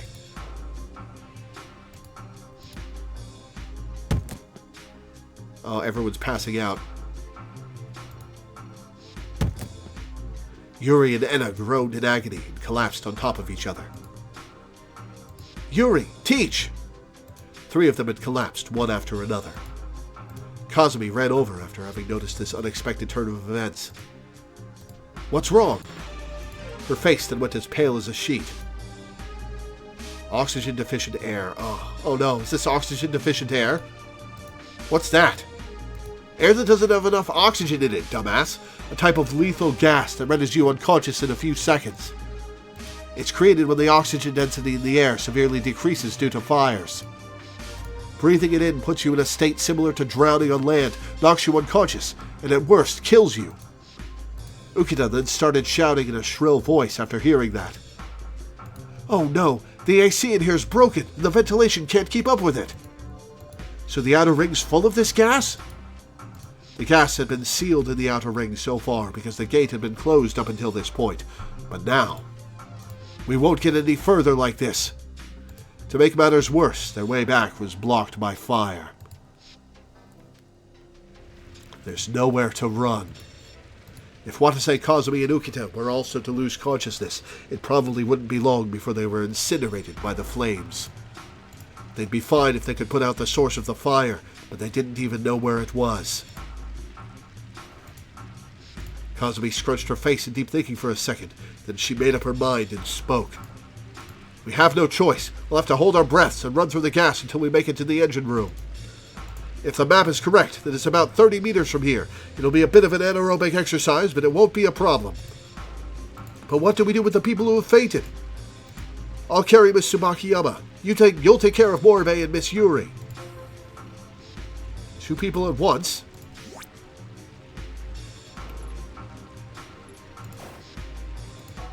Let's save. Will lower my own self-esteem value so I listen to Kazumi.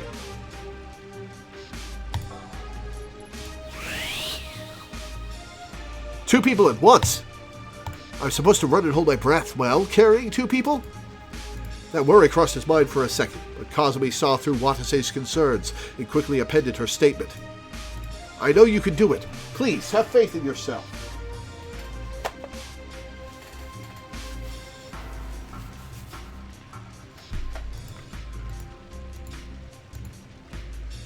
Oh, no. Okay, that did not result in what I wanted it to.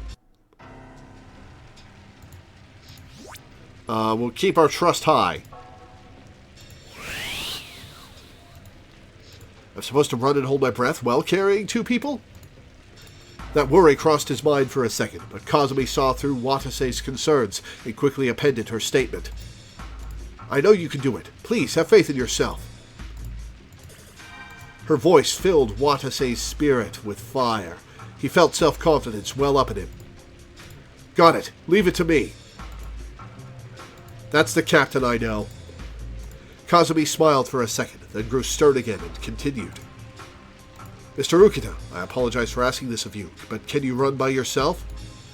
All right. I'll give it a try. Much obliged. Kazumi propped Enna up on her shoulder at the same time she said this. Watase did the same with June, making sure to copy the way Kazumi did it.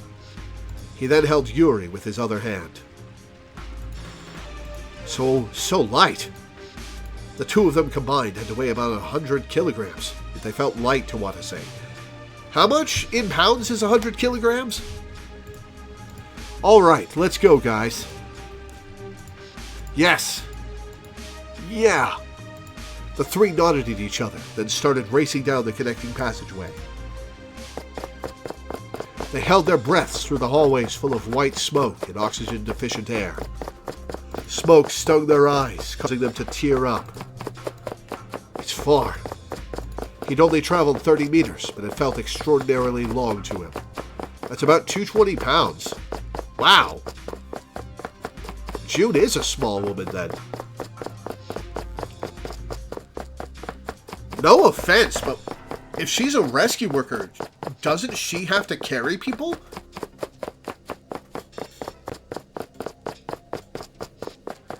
How can a 100-pound woman carry people out of burning buildings and stuff?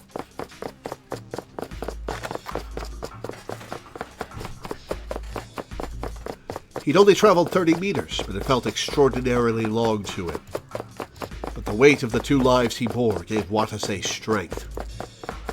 I've got to hang in there. If I faint, then Yuri and Mori may die too.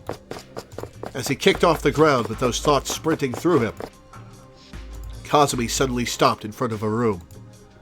Did we make it? Kazumi took a card out of her pocket and inserted it into the slot. The group filed into the room right when the door opened. There was a ladder in there, just as Ukita had said. The air in there hadn't been polluted at all. Watase quickly closed the door and took a huge breath.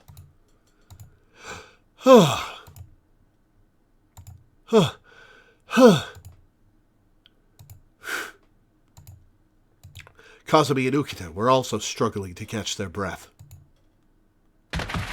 But Ukita fell to his knees with a thud. Mr. Ukita, are you okay? I have this horrible headache. It seems I inhaled a bit of the gas. But none of the gas had gotten in the room. They were safe for the time being, but Watase realized they weren't out of the woods just yet. The AD won't last much longer. According to his watch, it was currently 11:10 a.m.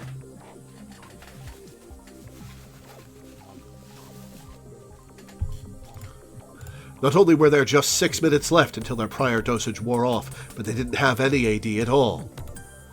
We're screwed. Is there anything we can do? The manual had said that there should be spare AD in Area 3.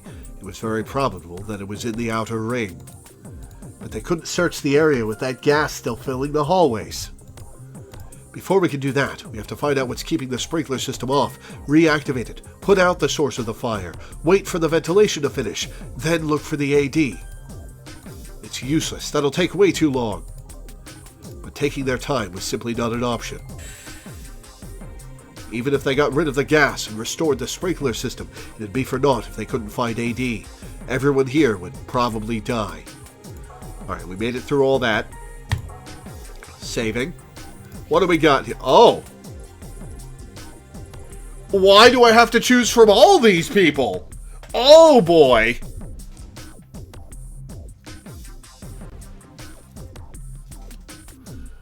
Oh boy, okay.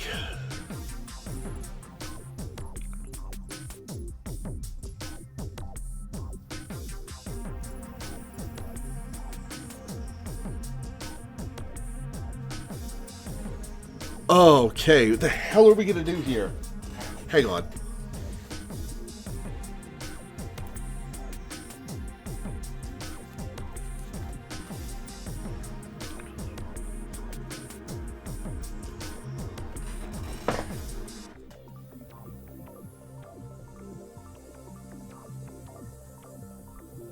This feels like a big choice.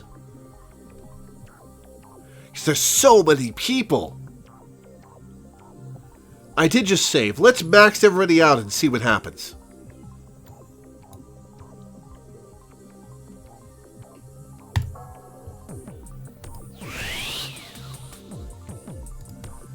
No, wait. If I die looking for the AD, then it'll all be for nothing. Even if they went looking for the AD after restarting the sprinkler system, it might not take as much time as expected.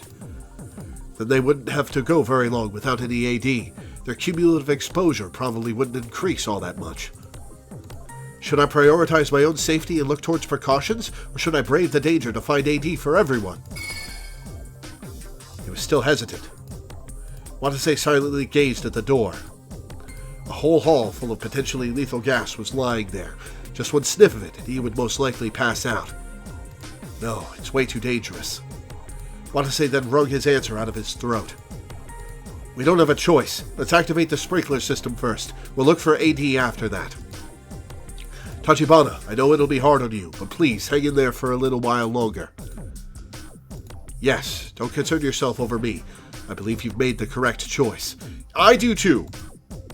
Sorry. Mr. Ukita, could you guide us to the engine room? Sure, it's right this way. The three of them picked up their fallen companions, headed deeper into the room, then climbed the ladder. Why are we climbing the ladder with these people? Hang on, I gotta sneeze.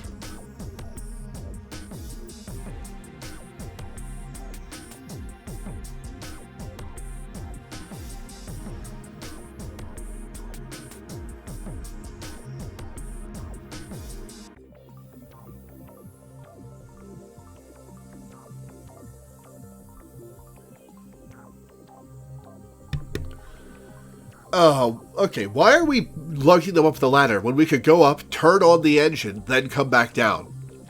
Faster.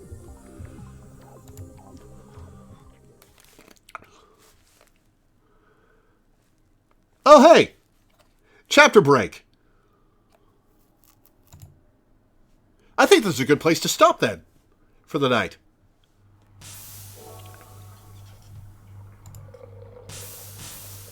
That's perfect.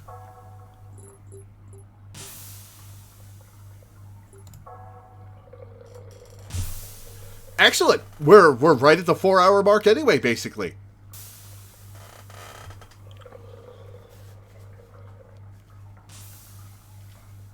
And it is getting kind of late. What do you think, Shai? Good stopping point? I think we should stop there for the night. I have several days open later in the month, and I do owe you some extra time. So, once I get answers from a couple other people about what days they want to take, for things that I already owe them, I think we should do more this month.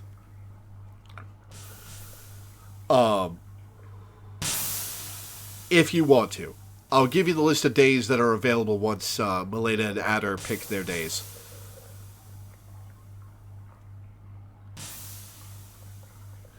Alright, well, that's where we're going to stop for today then. This whole game reads like somebody read about a bunch of firefighter stuff and then decided to make a game out of it. And you can really tell they were hyper-fixating on firemen at the time. And it's good. It's good. It's not the best thing in the world, but I am enjoying it. After Zero Escape, the game feels naked without a flowchart. Like, it feels kind of poorly designed to rely on saves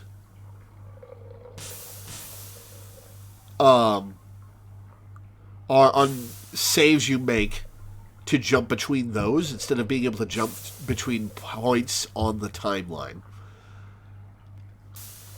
Like, what if I played for 5 hours, not saving, and then ran into a game over? And you get checkpoints during game over sequences, as we learned during that first long game over sequence.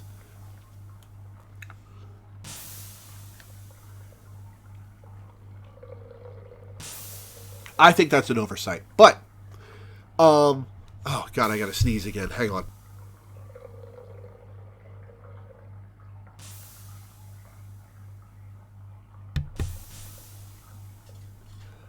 I prefer having flowcharts. I'm actually using a fan-made flowchart to keep progress of your relationship values and things. Oh. Okay. Alright. Alright, well, that's where we're going to end for today. So I'll plug a couple of things and then read my schedule and get off. If you're watching on Twitch, I have a YouTube channel, at Loreweaver. You can watch any stream I've done over the last 7 years. It's all uploaded there, every VOD, except for like a couple shiny hunts and stuff.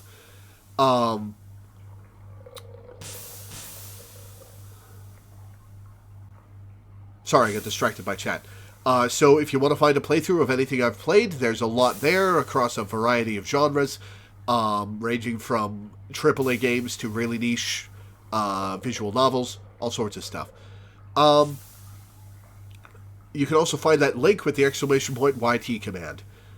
If you're watching on YouTube, I stream live on Twitch almost every day at 1 p.m. EST. Come to twitch.tv/Loreweaver15, watch me live, hang out in chat. We love having people.